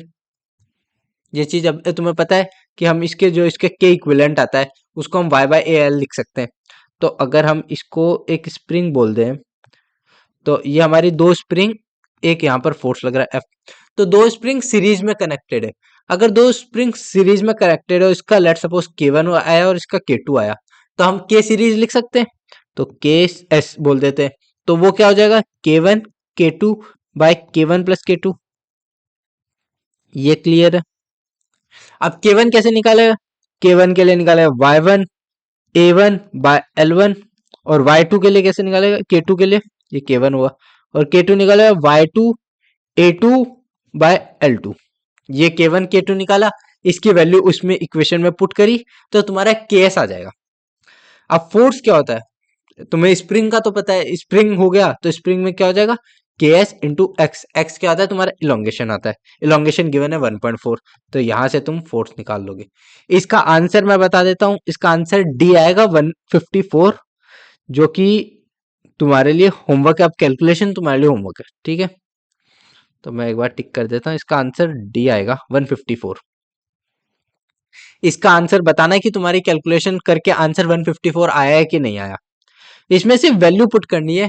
ये कैलकुलेटिव थोड़ा सा क्वेश्चन है, क्योंकि इसमें वैल्यूज थोड़ी अजीब सी दी है, जैसे 4.4, 3.2, 1.4, तो इसलिए थोड़ा सा कैलकुलेटिव क्वेश्चन है। बट क्वेश्चन वाइज कुछ भी ज्यादा इसमें एक्स्ट्रा नहीं है। तुमने क्या किया, जो वायर थे उनको स्प्रिंग की तरह स्प्रिंग से रिप्लेस किया। अब दो स्प्रिंग है, उनको सीरीज में कनेक्टेड है, तो उनका इक्विवेलेंट स्प्रिंग कांस्टेंट लिखा, जो कि तुम्हारा Ks, जो कि आए K1 K2 by K1 plus K2, spring constant series वाला लिखा। उसके बाद के इंडिविजुअली के निकाले, उनको पुट किया, तो तुम्हारा Ks आ गया। उसको फोर्स से F is equal to K x के साथ वो कर दिया, बैलेंस आउट कर दिया, तो यहाँ से तुम्हारा फोर्स आ गया। F is equal to K x लिखा, के तुमने निकाल ही लिया था, एक्स तुम्हें इलोंगेशन गिवन है, तो ये क्वेश्चन सॉल्व हो जाएगा। तो अब हम चलते हैं क्वेश्चन नंबर 22 पे, ठीक है। तो क्वेश्चन नंबर 22 क्या बोल रहा है, the area of cross section of the rope use to lift a load by a crane is 2.5 into 10 the power minus 4 meter square. The maximum lifting capacity of the crane is 10 metric tons. To increase the lifting capacity of a crane to 25 metric ton, the required area of cross section of the rope should be. तो हमें बोल रहा है कि अगर हमें इसकी capacity बढ़ानी है, मतलब कि ये ज्यादा चीजें उठा सके, मतलब इसकी लिफ्टिंग कैपेसिटी बढ़ानी है, तो हमें एरिया कितना होगा। बस वही फॉर्मूला, एक फॉर्मूला है, तो y is equal to F by A delta L by L. तो पहले केस के लिए दोनों का मटेरियल तो सेम है, एक ही मटेरियल की लिफ्टिंग कैपेसिटी बढ़ानी है, तो यंग्स मॉडुलस सेम हो जाएगा। तो y फोर्स हमारा पहला कितना गिवन है, 10 मेट्रिक टन, तो 10 गिवन है। लेंथ यहाँ पर कोई गिवन नहीं है, तो हम एल ही ले लेते हैं। एरिया गिवन है क्या, एरिया गिवन है, तो 2.5 इंटू 10⁻⁻⁴ है। लेकिन एरिया भी तो कैंसल आउट होगा ना, दोनों का एरिया सेम ही है। नहीं नहीं, एरिया निकालना है, सॉरी 2.5 इंटू 10⁻⁴ और डेल्टा एल इसमें कुछ गिवन नहीं है इलोंगेशन के लेकर, इलोंगेशन के बारे में कुछ गिवन नहीं है, तो हम डेल्टा एल मान लेते हैं, दोनों में same elongation. y is equal to, इस बार कैपेसिटी कितनी हो गई, इस बार कैपेसिटी हो गई 25 metric ton, length l by 2 यहाँ पर एरिया हमें निकालना है, और ये डेल्टा एल, तो डिवाइड करेंगे इसको, तो यहाँ पे आ जाएगा 1, ये आ जाएगा 10 बाय 2.5 इंटू 10⁻⁻⁴ इंटू एरिया ऊपर चला गया इंटू 25, ये आया। ये क्या होगा, अगर मैं इसको लिखूं 10 से इसको कैंसिल आउट कर दिया, यहाँ पर अगर एक पावर कैंसिल, इसको मैं लिख सकता हूँ 10⁻⁻⁵। तो इसको मैं क्या लिख सकता हूँ, हाँ, तो मुझे एरिया निकालना है ना, तो एरिया मेरा आ जाएगा 2.5 इंटू 25 इंटू 10⁻, ये -4 और ये जो 10 है ये नीचे जाएगा, तो ये आ जाएगा 10⁻⁻⁵, 10⁻⁻⁵। एक पावर और हटाया, तो ये कितना हो जाएगा, 6 हो जाएगा। तो मेरा आ जाएगा 25 into 25, 25 into 25 is equal to area -6 है। तो ऑप्शन नंबर 25 इंटू 25 क्या होता है, 625 होता है, इंटू 10⁻⁻⁶ एरिया आ रहा है। तो मैं इसको क्या लिख सकता हूँ, 6.25 इंटू 10⁻⁻⁴। तो एरिया मेरा आ जाए 6.25 इंटू 10⁻⁻⁴ मीटर स्क्वायर, जो कि ऑप्शन मेरा ए है। ए इज माई आंसर। तो ए इज माई आंसर। तो इस तरीके से क्वेश्चन नंबर 22 कर सकते हैं। चले अब क्वेश्चन नंबर 23 पे। तो चलो क्वेश्चन नंबर 23 देखते हैं। तो क्वेश्चन नंबर 23 बोल रहा है a wire of length L and radius R is clamped rigidly at one end. When the other end of the wire is pulled by a force F, its length increases by 5 centimeter. Another wire of same material, यानी Young's modulus same हो गया, y हो गया, length 4l and radius 4r। अगर radius 4r हुआ है तो area क्या होगा, 16 टाइम्स हो जाएगा। ठीक है, तो अगर मान लो इनिशियल एरिया रेडियस r थी तो उसका इनिशियल एरिया a हुआ, तो अब रेडियस 4r हुई तो जो फाइनल एरिया है वो 16a हो जाएगा। Is pulled by force F under same condition the increase in length of this wire. तो वही ये delta L of 1 by delta L of 2 निकालना है। तो वो करेंगे, वैल्यू सब कुछ गिवन है, मैं कर ही देता हूँ फटाफट से ये क्वेश्चन। ऐसे अब सिंपल सिंपल क्वेश्चन आ रहे हैं, अब वो मिस करोगे तो फिर बाद में वो गलती तो तुम्हारी ही है। तो क्या लिख सकता हूँ मैं, डेल्टा फॉर्मूला वाई, अरे पेन चेंज करने दो, वाई, रुको येलो लेता हूँ, Y is equal to F by A delta L by L. Delta L को लिख सकता है F L by A Y. अब ये L1 बोल देते हैं, तो इसके लिए force F L A Y. ठीक है,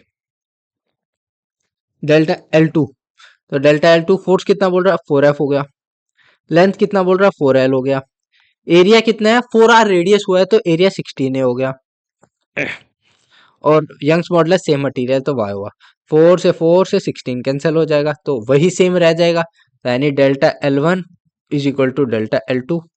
तो पहले लेंथ में इंक्रीज कितना होता, 5 सेंटीमीटर में, तो फाइनल में लेंथ से कितना इंक्रीज होगा, वो भी 5 सेंटीमीटर। तो 5 सेंटीमीटर तुम्हारा आंसर आ जाएगा। ठीक है, क्वेश्चन नंबर 24 पे चलते हैं।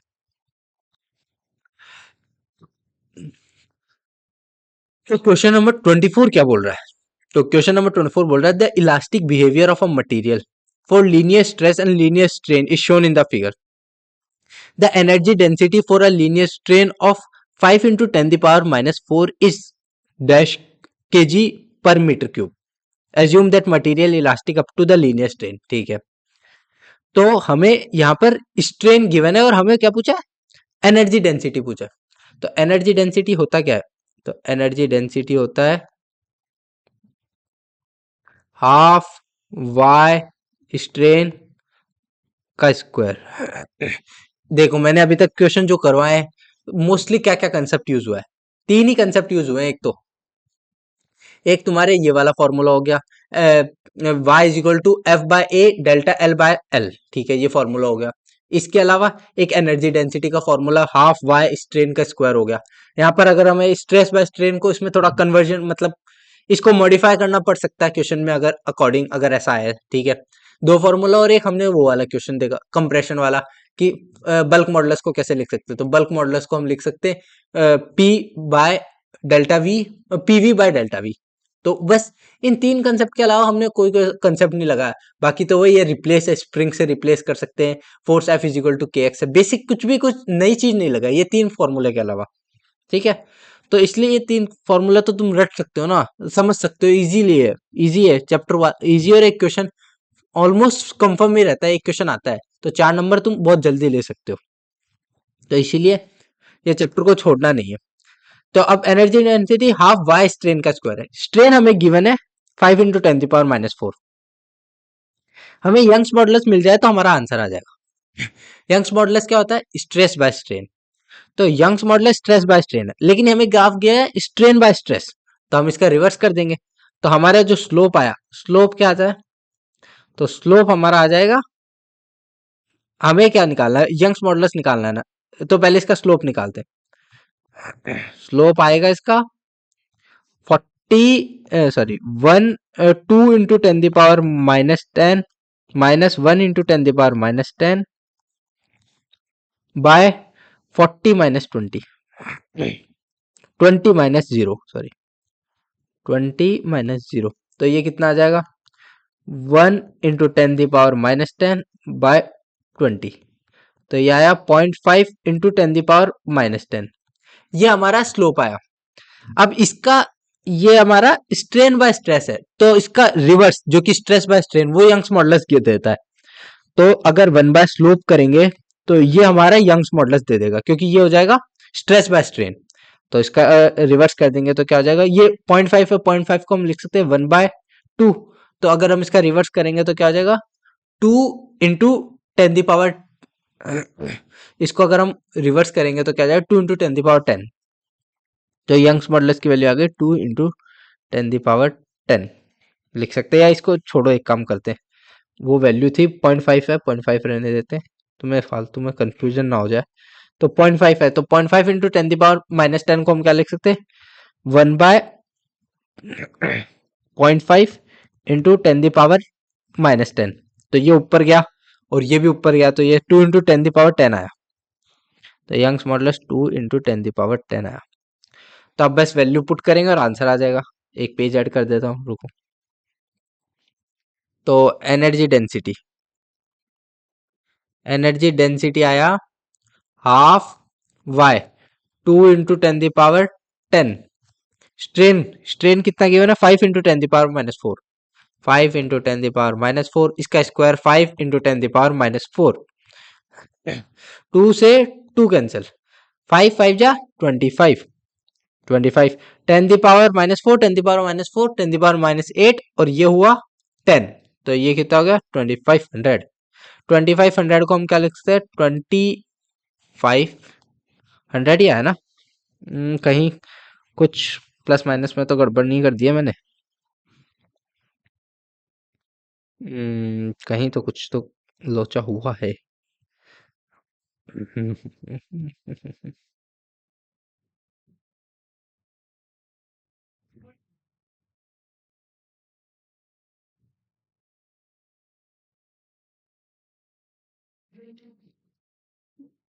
ओह सॉरी सॉरी सॉरी, एक जगह मैंने गड़बड़ कर दी, क्योंकि यहाँ पर मैंने वो 10 ये 20 कंसिडर नहीं किया था। तो इसको मैंने 0.5 × 10 द पावर 11 होगा ना, यहाँ पे 20 था, तो ये -11 होगा, और वो -11 होगा तो ये +11 होगा, 11 होगा। वही मैं सोचू 2.5 वैल्यू आ रही थी, तो 2.5 तो कोई इंटीजर नहीं है, तो कहीं शायद एक पावर की गड़बड़ करी होगी, तो वो यही गड़बड़ करी थी। तो यहाँ ये 2500 नहीं आएगा, यहाँ आएगा 25 × 10 द पावर 3, जिसको मैं लिख सकता हूँ 25 kilo joule per metre cube. तो ये हमारा आंसर आ जाएगा। तो क्वेश्चन नंबर 24 का 24 kilo joule per metre cube is the answer. अब हम चलते हैं क्वेश्चन नंबर 25 पे। क्वेश्चन नंबर 25 करते हैं। क्वेश्चन नंबर 25 क्या बोल रहा है, 4 identical hollow cylinders column of mild steel support a big structure of mass given है 50 × 10 ^ 3 kg. The inner and outer radii of each column are 50 centimeter and 100 centimeter respectively. Assuming local distribution, calculate the compression strain of each column. तो हमें हर column का compression strain निकालना है। तो situation क्या है, इस तरीके से है कि ये लेट सपोज हमारी एक वो है मटेरियल है, ये जो भी स्ट्रक्चर है, ये 4 पिलरों से सपोर्टेड है, 1 2 3 और 4। और ये जो पिलर है ये इस टाइप में है, किस टाइप में, सिलेंडर टाइप में है। ये इस टाइप का सिलेंडर है जिनके अंदर ये हॉलो सिलेंडर है, ठीक है, जिनकी रेडियस गिवन है 50 और 100, ठीक है, ये है। तो हमें कंप्रेशन स्ट्रेन निकालना है। कंप्रेशन स्ट्रेन क्या होता है, डेल्टा एल बाय एल। तो हमें एक फॉर्मूला पता ही है कि यंग्स मॉडुलस होता है F by A delta L by L. तो इसको क्या लिखेंगे, तो इसको हम लिख सकते हैं delta L by L. Delta L by L को क्या लिख सका जाते हैं, ये भेजा तो ये एफ बाय ए बाय, ये लिख सकते हैं। ये कंप्रेशन स्ट्रेन आया। अब फोर्स कितना है, ये 50 × 10 ^ 3 है, लेकिन हमें हर पिलर पे कितना फोर्स लग रहा है, तो ये इसका 4 टाइम्स हो जाएगा, डिवाइडेड बाय 4 करेंगे, क्योंकि हर पिलर पे इक्वल फोर्स लग रहा है। क्यों, क्योंकि ये यूनिफॉर्म डिस्ट्रीब्यूशन है। तो एक पे कितना लगेगा, 50/4 × 10 ^ 3, ये मास हुआ। और जी कितना, 9.8 लेना है, ठीक है, ये हो गया। एरिया कितना है, पाई यानी 3.14 ले लिया, इंटू आर स्क्वायर लेना है, लेकिन यहाँ पर एक आउटर माइनस इनर करेंगे, तो आउटर हम जो एरिया होगा वो क्या होगा, पाई r2 स्क्वायर माइनस r1 का स्क्वायर, ये होगा तुम्हारा एरिया। तो वही पुट करेंगे, r2 का स्क्वायर यानी 100 सेंटीमीटर को मीटर में करेंगे तो 1 मीटर होता है, तो ये हो जाएगा 1 का स्क्वायर, माइनस 50 को सेंटीमीटर को मीटर में करेंगे तो 0.5 मीटर, तो 0.5 मीटर का स्क्वायर कितना होगा, तो 0.5 मीटर का स्क्वायर होगा 0.25, तो ये 0.25, तो 1 - 0.25 आ गया, ये हमारा मीटर में हो गया। और यंग्स उसके बाद क्या है, वाई, ये वैल्यू आ गई कितनी, और इंटू कितना दिया है हमारे को, यंग्स मॉडुलस 2 × 10⁻11। तो यहाँ पर हम इसको सिंप्लीफाई करते हैं, तो एक पेज ऐड कर देता हूँ, रुको। तो मैं एक पेज ऐड कर दिया, तो कैलकुलेशन क्या है, 50/9.8 × 10⁻3 बाय 4 × 3.14, 4 × 3.14 इंटू 0.75 × 2, 0.75 इंटू 2 इंटू 10 कितना था 11, तो ये ऊपर जाएगा तो कितना हो जाएगा, 10⁻−8 हो गया, -8 हुआ ना, हाँ, 10⁻−8 हो गया।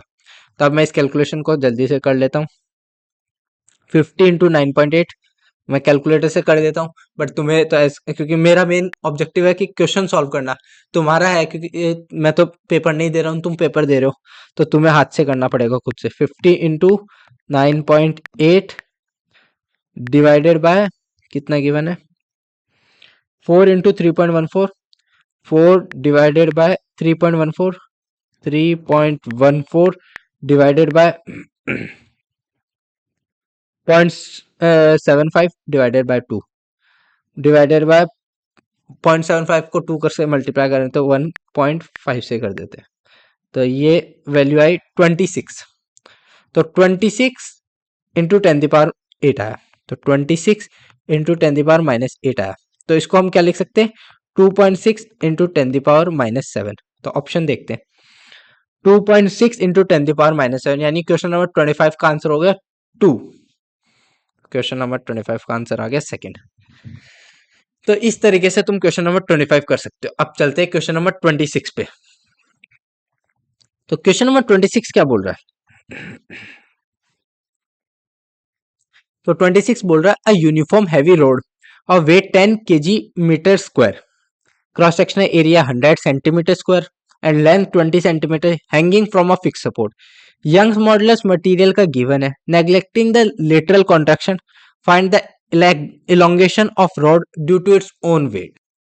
तो ओन वेट की वजह से कितना होगा, तो ये ये वायर है, इसका खुद का वेट 10 kg है, 10 kg है, area of cross section 100 centimetre square है, और लेंथ 20 सेंटीमीटर गिवन है, लेंथ 20 सेंटीमीटर गिवन है, और यंग्स मॉडुलस वाई कितना गिवन है, 2 × 10⁻11 Newton per metre square given है। तो ये खुद की वजह से कितना होगा, अभी तक हम क्वेश्चन कर रहे थे ये टाइप की एक थिन वायर रॉड है और यहाँ पे वेट लटका है, तो इस पे हम निकाल रहे थे कि Young's modulus y is equal to F/A delta L by L, ये वाला फॉर्मूला लगा है। बट इसके लिए हमारे को क्या लिखना होता है, तो इसमें एक स्पेशल तुमने क्लास इलस्ट्रेशन में किया होगा कि इसका जो रिजल्ट आता है वो आता है F/A डेल्टा L। अब यहाँ लेंथ नहीं आती, यहाँ सेंटर ऑफ मास की लेंथ आती है, तो सेंटर ऑफ मास कहाँ आता है, सेंटर ऑफ मास आता है, तो सेंटर ऑफ मास क्या होता है, L/2 पे होता है, तो यहाँ L/2 यूज करेंगे, तो बस इतना सा ये फर्क आता है, बाकी सेम है। तो और ये आता कहाँ से, तो ये हम इसको इंटीग्रेट करते हैं, इंटीग्रेट करने के बाद ये रिजल्ट आता है, तो ये हो गया 2a वाई, तो ये हमारे डेल्टा एल इलोंगेशन पूछा है ना, तो इलोंगेशन आ जाएगा ये, बस पेज ऐड कर देता हूँ, रुको एक, तो delta L is equal to F/A Y, A कितना, एफ कितना गिवन है, तो एफ गिवन है 10। अब देखना वहां पर यूनिट से पता चलेगा कि ये वेट है कि मास है, तो ये वेट बोल रहा है 10 kg, यहाँ पे मीटर पर सेकंड स्क्वायर, यानी मीटर पर सेकंड स्क्वायर किसकी यूनिट होती है, एक्सलेशन की, एक्सलेशन यानी जी की वैल्यू यूज हो रहा है, यानी ये जी मतलब ये वेट गिवन है, फोर्स गिवन है, तो फोर्स हो गया 10, एरिया कितना गिवन है 100 सेंटीमीटर स्क्वायर है, तो इसको 100 को उसमें कर दिया मीटर में, तो 10⁻⁻4 हो गया, इंटू ऊपर एफ एल आएगा ना, एल भी तो आएगा, एल लेंथ कितनी गिवन है 20 सेंटीमीटर, तो 20 इंटू 10⁻⁻2 ये हो गया, ये वेट, ये एरिया हो गया, और यंग्स मॉडुलस कितना गिवन है, 2 × 10⁻⁻, टू इंटू टेन दावर कितना गिवन है, 11, 2 × 10⁻11 इंटू L/2 था, तो यहाँ पर एक 2 और आ जाएगा। ठीक है, अब कैंसिल करते हैं, तो ये 2 से एक 2 कैंसिल उड़ गया। यहाँ पर क्या है, 10 से ये 2, ये 5 से चला जाएगा। अब ये क्या है, ये 10⁻⁻2 है, ये 10⁻⁻4 है, ये ऊपर जाएंगे ये दोनों, तो यहाँ पर क्या आ जाएगा, टोटल आ जाएगा 5 बाय ये 10⁻2, 10⁻⁻2, 10⁻⁻2, ये वाला, इससे ये कैंसिल हो जाएगा, ये ऊपर जाएगा, तो क्या आ जाएगा, 5 × 10⁻11 आ रहा है। थोड़ा सा शायद कोई कुछ तो रह गया, हाँ अरे ये 20 का 10 रहा था ना, 20 का 2 कैंसिल किया था हमने, तो ये 10 बचा था यहाँ पे, तो ये 10 से मल्टीप्लाई होगा, तो ये क्या है, 5 × 10⁻, ये 11 था, -11 +10, तो ये 10⁻−10 बचेगा। तो ऑप्शन नंबर 5 × 10⁻−10, जो कि ऑप्शन नंबर 4 है। तो क्वेश्चन नंबर 26 इस तरीके से कर सकते हैं। अब चलते हैं क्वेश्चन नंबर 27 पे। क्वेश्चन नंबर 27 बोल रहा है, wire W1 and W2 are made of same material having the breaking stress 1.25 × 10⁹ newton per metre square. W1 और W2 have cross section area given है दोनों का, 8 × 10⁻⁻7 और 4 × 10⁻⁻7, दोनों का मासेस गिवन है। तो हमें बोल रहा है मैक्सिमम मास जो हम उस पेन में रख सकते हैं ताकि ये वायर ब्रेक ना हो, कोई सा भी वायर ब्रेक ना हो। ठीक है, समझ गए क्वेश्चन। तो हम क्या निकालते हैं, दोनों की हम ब्रेकिंग स्ट्रेस निकाल लेते हैं कि ये कहाँ ब्रेक हो सकता है, या ब्रेकिंग फोर्स निकाल लेते हैं कि इनकी कैपेसिटी कितनी है, कि कितना हैंडल कर सकते हैं। तो जिसकी ब्रेकिंग फोर्स दोनों का जिसका कम होगा, तो हमें उसके हिसाब से रखना पड़ेगा वेट, क्योंकि अगर मान लो लेट सपोज इसका ये वाला वायर 40 केजी पे टूट जाता है, तो हमें 30 केजी ऑलरेडी हो गया, 10 केजी रख सकते हैं, और ऊपर वाले की लेट सपोज कैपेसिटी ज्यादा है, ऊपर वाले की कैपेसिटी है 70 रख सकते हैं, तो हमें क्या करना हो, तो हम 50 प्लस उस हिसाब से हम देखेंगे तो ये कितना है 30, तो हम 40 केजी और रख सकते हैं। बट हम जैसे ही 40 केजी रखेंगे तो नीचे वाला वायर टूट जाएगा, तो हमें जो वायर की स्ट्रेस वो फोर्स मतलब कैपेसिटी कम है, उस वायर के रिस्पेक्ट में वेट रखना पड़ेगा। तो हम पहले वायर 1 के लिए निकालते हैं। W1 के लिए हम अगर हम इसका बोल रहे हैं गिवन ही है ब्रेकिंग स्ट्रेस, तो ब्रेकिंग स्ट्रेस को हम क्या बोलते हैं, स्ट्रेस हमारा फोर्स पर यूनिट एरिया होता है, फोर्स पर यूनिट एरिया होता है। तो हमारे को एक फॉर्मूला पता है, y = F/A∆L/L। तो F/A को क्या लिख सकते हैं, ब्रेकिंग स्ट्रेस है, और इसको क्या लिख सकते हैं, तो ये हो गया y∆L/L, y∆L/L। और ये किसके बराबर है, y की वैल्यू कितनी गिवन है, तो ए सॉरी सॉरी, हाँ, are made of same material having the breaking stress, sorry वो चीज, ये फॉर्मूला की जरूरत ही नहीं है ना, हमें इलोंगेशन का दिया नहीं है तो क्यों करना है। तो हमें ब्रेकिंग स्ट्रेस गिवन है, तो हमारे को कैपेसिटी कितनी है, फोर्स कितना ये हैंडल कर सकता है, तो फोर्स क्या है, फोर्स होता है ब्रेकिंग स्ट्रेस इनटू एरिया। तो ब्रेकिंग स्ट्रेस क्या है, 1.25 × 10⁹ इंटू एरिया। पहले के लिए W1 के लिए निकाल रहे हैं, F ऑफ W1, तो ये कितना हुआ, 8 × 10⁻⁻7। तो ये सिंप्लीफाई करेंगे तो 8 125 इंटू 8 कितना होता है, 250, 250 500, तो ये हो गया 1, ये हो गया मतलब 1 नहीं 10 हो गया, तो 10 × 10⁻9 और 10⁻⁻7, तो ये हुआ 10⁻2, 10⁻2, तो ये हो गया 1000 न्यूटन F1 की वैल्यू, FW1 इतना हैंडल कर सकता है। सिमिलरली FW2 निकालेंगे, तो FW2, तो इसकी कैपेसिटी तो आ गई कि ये 1000 न्यूटन हैंडल कर सकता है, और FW2 उसकी कितनी है, तो 1.25 इंटू 10⁻9 इंटू एरिया, एरिया कितना है 4 × 10⁻⁻7, तो ये कितना आया ये 4 हुआ तो ये हुआ 500 न्यूटन। तो नीचे वाले की कैपेसिटी है 500 न्यूटन, इसकी इस वायर की कैपेसिटी है 500 न्यूटन, इसकी वायर की कैपेसिटी है 1000 न्यूटन। अगर हम ऊपर वाले की केस के हिसाब से देखें तो हम कितना वेट रख सकते हैं? तो अगर हम FW1, तो ऊपर वाला वायर 1000 वेट हैंडल कर सकता है। अभी तक हमने कितना रखा? 20 kg और 10 kg, तो 30 kg यानी 300 न्यूटन तक रखा है। तो हम अभी 700 न्यूटन यानी 70 kg और रख सकते हैं। तो FW1 के हिसाब से हम 70 kg और रख सकते हैं, ठीक है। बट FW2 की जो कैपेसिटी है वो है 500 न्यूटन, और उस पर ऑलरेडी कितना लग गया है? ये वाले की बात कर रहा हूँ, इसकी कैपेसिटी है 500 न्यूटन, बट इसका ऑलरेडी 10 kg यानी 100 न्यूटन लग गया। तो FW2 की कैपेसिटी है, अभी कितना वेट रख सकता है? 40 kg।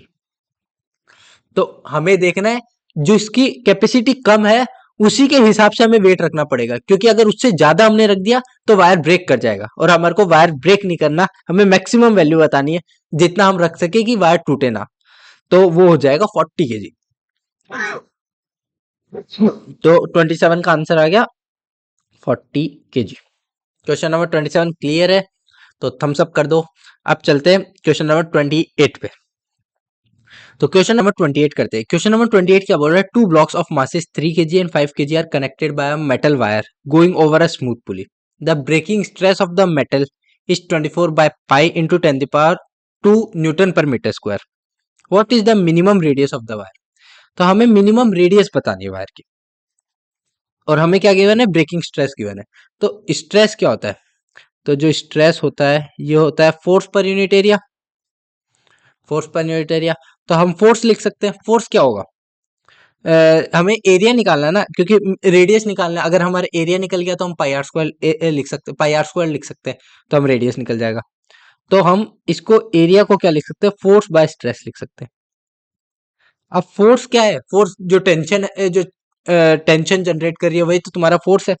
तो टेंशन कितनी आती है? तो तुम्हें एक्सलेशन लिखना आता होगा कि मतलब driving force minus opposing force. Driving force कितना है? 5G minus opposing force 3G by total mass. Total mass 5 + 3 8, तो यहां से आ गया 2G बाय 8। ये हमारा एक्सलेशन आ गया। अब हमें टेंशन लिखनी है तो कोई भी एक की तरह एक के लिए इक्वेशन लिख देते हैं। लेट सपोज मैं 5 वाले के लिए लिख रहा हूँ, तो 5G minus tension is equal to 5 into mass हो गया एक्सलेशन, एक्सलेशन 2G बाय 8। ये हो गया। तो यहां से टेंशन क्या आ जाएगी मेरी? तो मैं टेंशन को लिख सकता हूं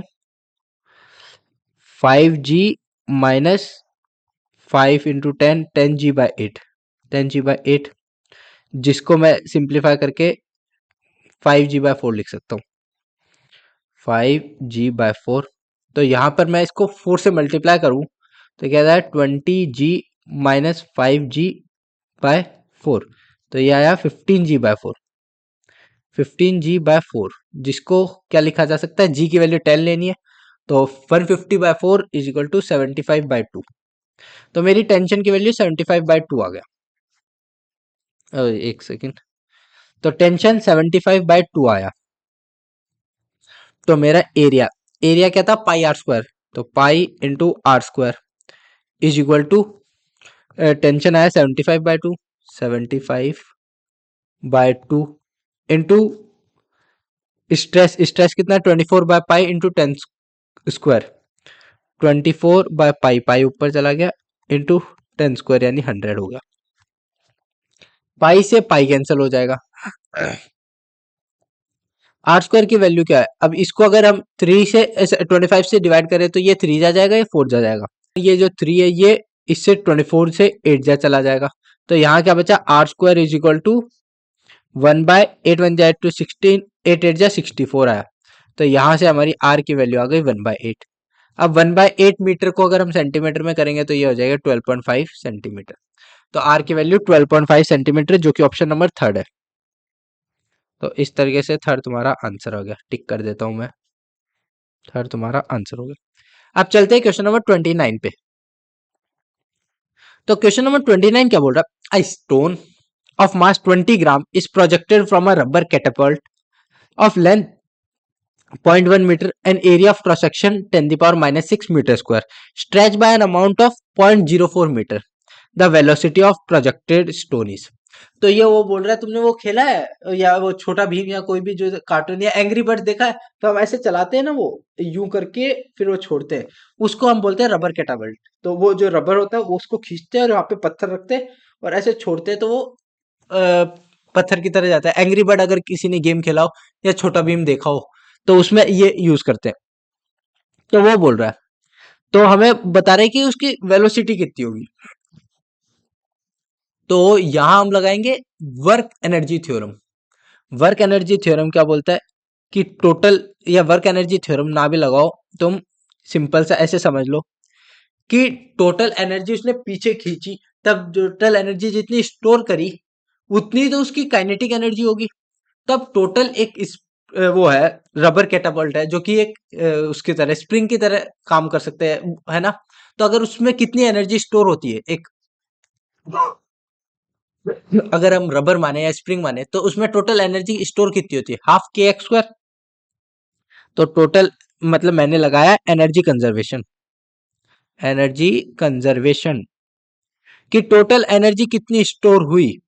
टोटल एनर्जी स्टोर हुई हाफ के एक्स स्क्वायर, हाफ के एक्स स्क्वायर। अब ये टोटल जो एनर्जी स्टोर हुई है, ये एनर्जी कन्वर्ट किस में होगी, काइनेटिक एनर्जी में। काइनेटिक एनर्जी कितनी है, हाफ एम वी स्क्वायर। ठीक है, तो हाफ के के बोल रहा है, के निकालना है। तो हमारे को के का पता है, वो क्या होता है, बाय ए बाय एल। के हमारा, अगर हमारा कोई वायर है, पतला वायर है, इसको एक तरह से रबर की को हम, रबर का भी एक यंग्स मॉडुलस होता है, तो उसके लिए हमारा जो के निकलेगा वो क्या आएगा, वाई ए बाय एल। तो वाई कितना गिवन है, वाई हमें गिवन 0.5 इंटू 10⁻⁹। एरिया कितना गिवन है, एरिया गिवन है 10⁻⁻⁶ मीटर स्क्वायर। ठीक है, और लेंथ कितनी गिवन है, लेंथ 0.1 मीटर है, 0.1 इंटू एक्स स्क्वायर। कितना इलोंगेशन हुआ, तो 0.04, 0.04 that is equal to half. Mass कितना है 20 ग्राम, तो 20 इंटू 10⁻⁻³ केजी होता है, क्योंकि 1 kg इज इक्वल टू 1000 ग्राम होता है। तो ये हुआ इंटू वी स्क्वायर। तो इसको सिंप्लीफाई करेंगे तो यहाँ से हमारी जो वेलोसिटी की वैल्यू आएगी, तो यहाँ पे हमारी वेलोसिटी की वैल्यू जो आएगी वो आएगी 20 मीटर पर सेकेंड। मैं एक बार आंसर देख लेता हूँ कि 20 मीटर पर सेकेंड ही आया, क्या मैं सही हूँ। क्वेश्चन नंबर 29 ना, हाँ। तो इसका क्वेश्चन नंबर 29 का आंसर आएगा 20 मीटर पर सेकेंड। तुम इसको बस सिंप्लीफाई करोगे, इस एक्सप्रेशन को काटा पीटी करोगे, हाफ से हाफ जैसे कैंसिल हो गया, 0.5 से इसको ये 0.1 उड़ गया, यहाँ से इसको बस सिंप्लीफाई करोगे, तुम्हारा आंसर आ जाएगा जो कि है 20 मीटर पर सेकेंड। सिंप्लीफाई तुम खुद कर लेना। अब चलते हैं क्वेश्चन नंबर 30 पे। क्वेश्चन नंबर 30 बोल रहा है, two wire of same length and radius are joint end to end loaded. The Young's moduli of the material of two wires are y1 and y2. The combination behave as a single wire, then its Young's modulus is। तो बोल रहा है कि एक ऐसा था, like एक ये वायर था, एक ये वायर था, दोनों का same length and same radius, तो दोनों कनेक्ट हो गए। इसके बाद ये एक तरह से सिंगल वायर की तरह बिहेव कर रहे हैं, तो हम इसको स्प्रिंग की तरह मान सकते हैं कि अगर एक स्प्रिंग है जिसका मान लो K1 स्प्रिंग कांस्टेंट है और दूसरी स्प्रिंग है जिसका K2 स्प्रिंग कांस्टेंट है, तो हमारी जो एक K इक्विवेलेंट आती है, K इक्विवेलेंट आती है, तो इसको हम कैसे लिख सकते हैं, तो ये K इक्विवेलेंट सीरीज में आती है, तो K इक्विवेलेंट को हम क्या लिख सकते हैं, K1 K2 bye K1 plus K2। ठीक है, अब हमें सिमिलरली यंग्स मॉडुलस क्या होता है, तो यंग्स मॉडुलस होता है, अगर हम के इक्विवेलेंट के लिए यंग्स मॉडुलस लिखें तो y equivalent A by L ये आएगा। तो हम सिमिलरली यहाँ पे लिख देते हैं y के equivalent y equivalent A by length, यहाँ लेंथ 2l हो गई क्योंकि total length l plus l 2l हो गए। K1 K2, K1 क्या आएगा y1 a बाय एल, या इसको ऐसे नहीं, थोड़ा इसको ये वाला फॉर्मूला ना यूज करके सिंपल, इससे ज्यादा इजी कैलकुलेशन होगी। तुम ये भी यूज कर सकते हो सिंपल सा जो आता है, कहाँ से आता है, 1/k equivalent is equal to 1/k1 plus 1/k2, यही से तो आता है ये फॉर्मूला। k1 k2/k1 plus k2 is equal to, हाँ ये फॉर्मूला यहाँ से आता है।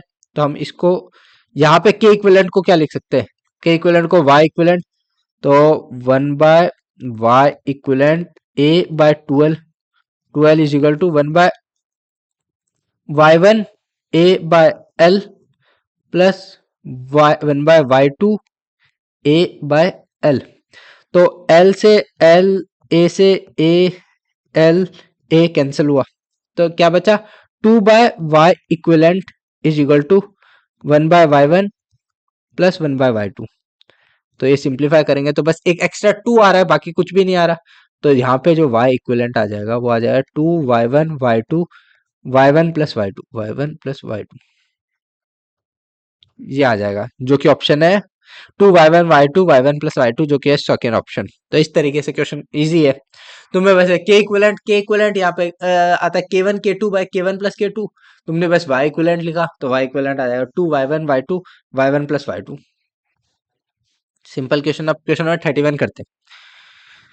तो क्वेश्चन नंबर 31 क्या बोल रहा है, the area of cross section of a railway track is 0.01 metre square, the temperature variation given है 10 square 10 degree centigrade, coefficient of linear expansion of material given है 10⁻⁵ per degree centigrade, the energy store per metre in the tank is.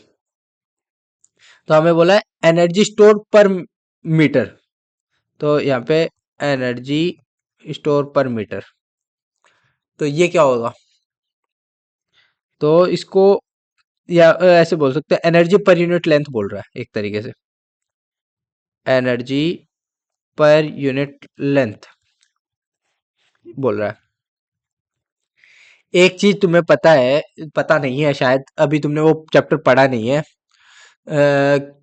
Thermal behaviour of material, अगर पढ़ा है तो उसमें होता है कि जो टेम्परेचर के साथ कैसे वेरी करता है, तो जो लेंथ होती है वो टेम्परेचर के साथ वेरी करती है L0 plus L0 alpha delta T, इस तरीके से वेरी करती है।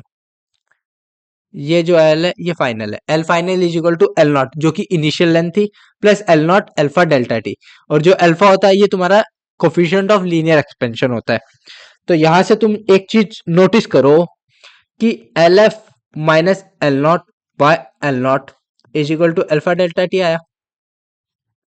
ठीक है, यहां तक क्लियर है। तो हम इसको क्या लिख सकते हैं, L F minus L naught by L naught alpha delta T. अब हमें एक बार ये इस चीज को हटाओ, तो मैं एनर्जी स्ट्रेन, स्ट्रेन आ गया हमारा किसके बराबर, अल्फा डेल्टा टी।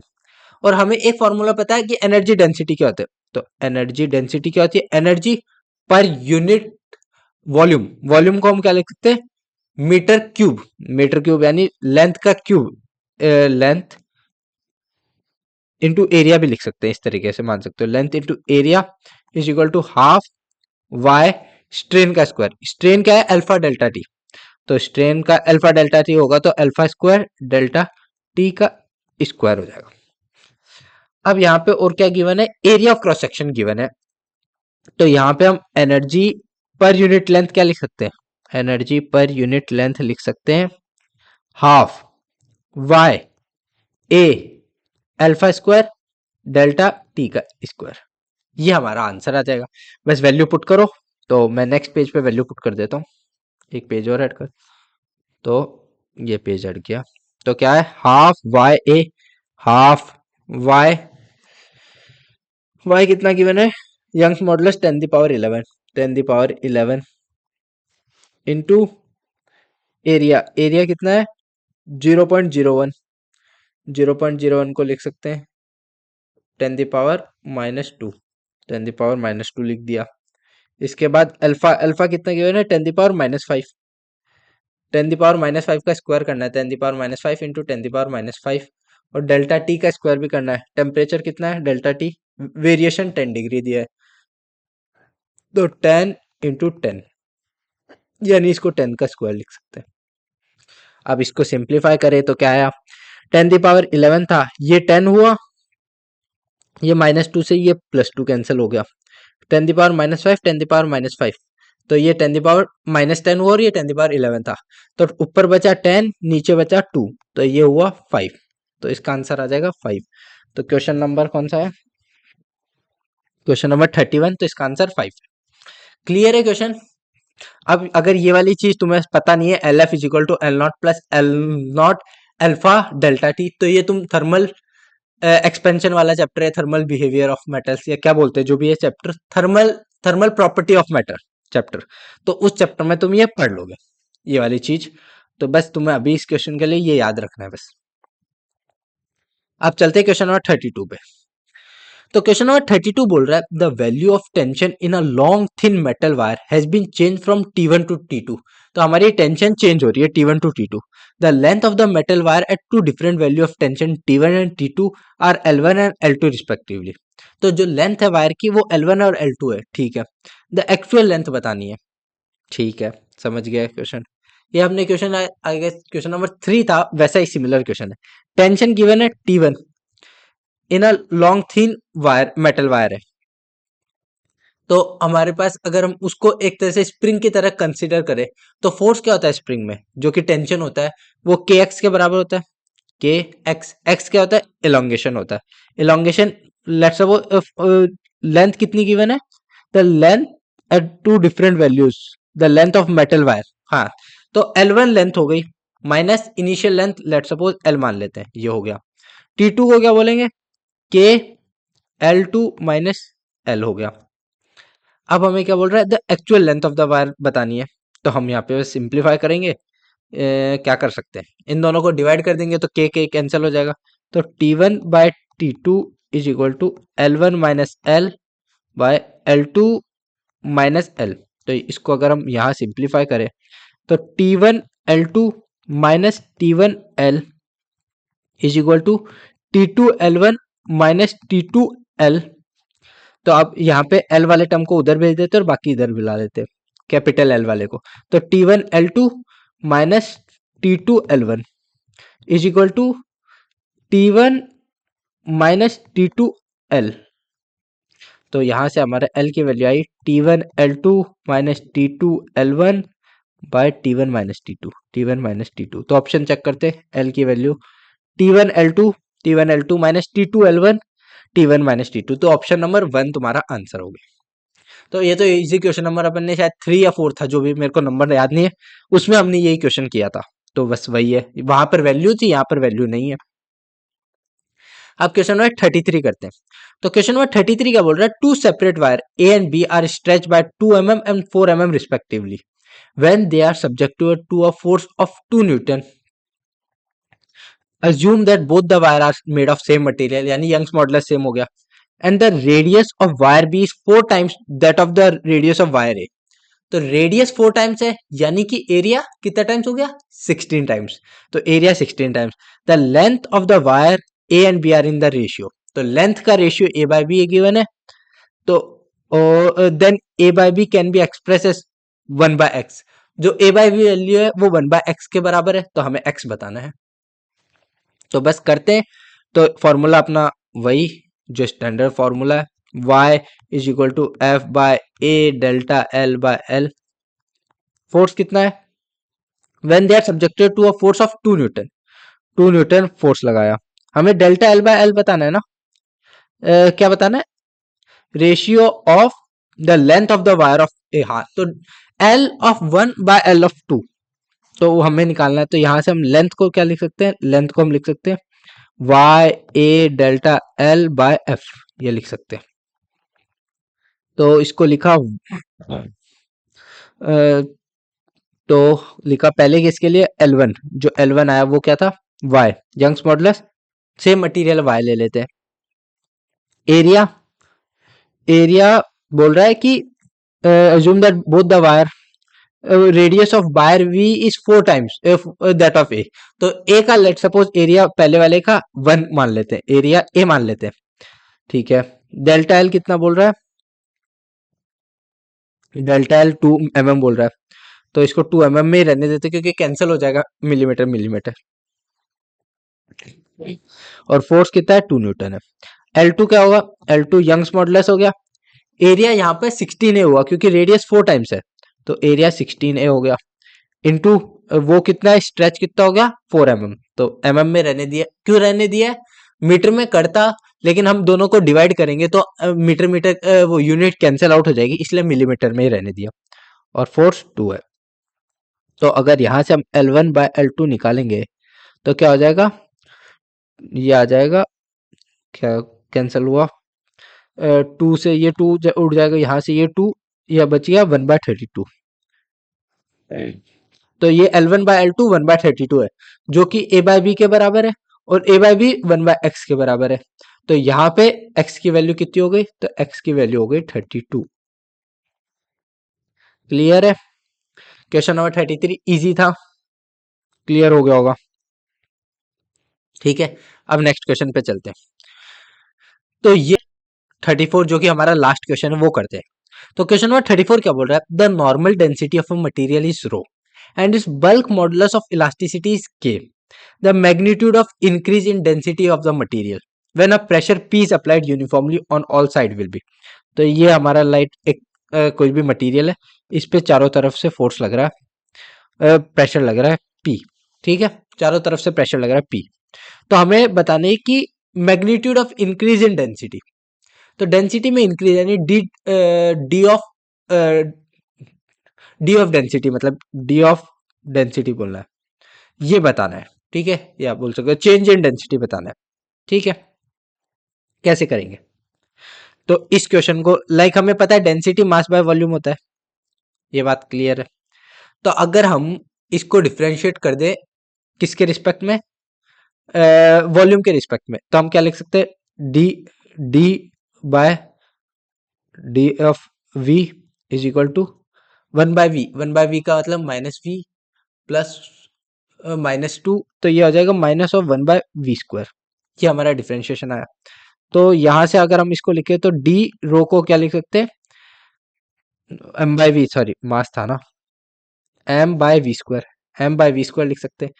तो यहां से क्या आया, -m/v, इसको अगर हम ऐसे लिख दें 1/v dv, तो ये क्या हुआ, तो डी m/v क्या हुआ, m/v तो हमारा डेंसिटी हुआ, तो इसको हम लिख सकते हैं density is equal to minus D 1/v of dv, इसको ऐसे लिख सकते हैं।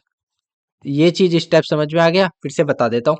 डेंसिटी को हम लिख सकते हैं मास बाय वॉल्यूम, तो अगर हम डिफरेंशिएट करें तो वॉल्यूम के रिस्पेक्ट में, तो हमने लिखा differentiate D of rho by D of V is equal to -m/v²। अब इसको हमने क्या किया, एक साइड m/v को एक साइड रखा और एक v को अलग रख दिया, तो m/v क्या होता है, मास बाय वॉल्यूम, जो कि होता है डेंसिटी, तो हमने उसको डेंसिटी लिख दिया, बाकी वाले को रख दिया 1/v dv। तो ये हमारा आ गया। एक चीज हमें पता है, बल्क डेंसिटी क्या होती है, -p/Δv, pv/Δv, ये होता है, जिसको बल्क डेंसिटी को यहाँ पर k से डिनोट किया है, तो k is equal to -pv/Δv है। ठीक है, ये चीज हो गया। अब यहाँ पे एक चीज dv या डेल्टा v दोनों सेम चीज है, इसको हम dv डेल्टा v भी लिख सकते हैं, डेल्टा v/v। ठीक है, तो अगर हम डेल्टा v/v को लिखें तो वो क्या हो जाएगा, तो डेल्टा v/v को अगर हम लिखें, माइनस ऑफ डेल्टा v/v को लिखें, तो ये गया -p/k। अब माइनस डेल्टा v/v p/k के बराबर है, तो मैं एक पेज ऐड कर देता हूँ, हाँ, -Δv/v is equal to p/k आया, या p/v बोलो, कुछ भी बोलो। अब ये -Δv/v, ये वैल्यू किसके बराबर आ गई, डी रो बाय रो, तो ये हमारी आई डी रो बाय रो। ठीक है, तो D rho by rho is equal to p/k, तो इसको अगर रो डेंसिटी को इधर मल्टीप्लाई करेंगे तो हमारा क्या है, रो p/k, ये वैल्यू आई, और ये हमारा किसके बराबर है, डी रो के बराबर आया। हमसे क्वेश्चन में क्या पूछा था, मैग्नीट्यूड ऑफ इंक्रीज यानी डी रो ही पूछा था, तो डी रो क्या आ जाएगा हमारा, रो p/k। तो रो पी बाई के ऑप्शन नंबर 4। तो ऑप्शन नंबर 4 तुम्हारा आंसर हो गया। इसी के साथ हमारा मैकेनिकल प्रॉपर्टीज ऑफ सॉलिड खत्म होता है। नेक्स्ट चैप्टर जो मैं लेकर आऊंगा आई गेस या तो थर्मल प्रॉपर्टीज ऑफ मैटर या फिर मैकेनिकल प्रॉपर्टीज ऑफ फ्लूइड्स, इन दोनों में से लेकर आऊंगा। तो तब तक के लिए चैनल पे बने रहना। मिलते हैं नेक्स्ट वीडियो में, तब तक के लिए टाटा बाय बाय।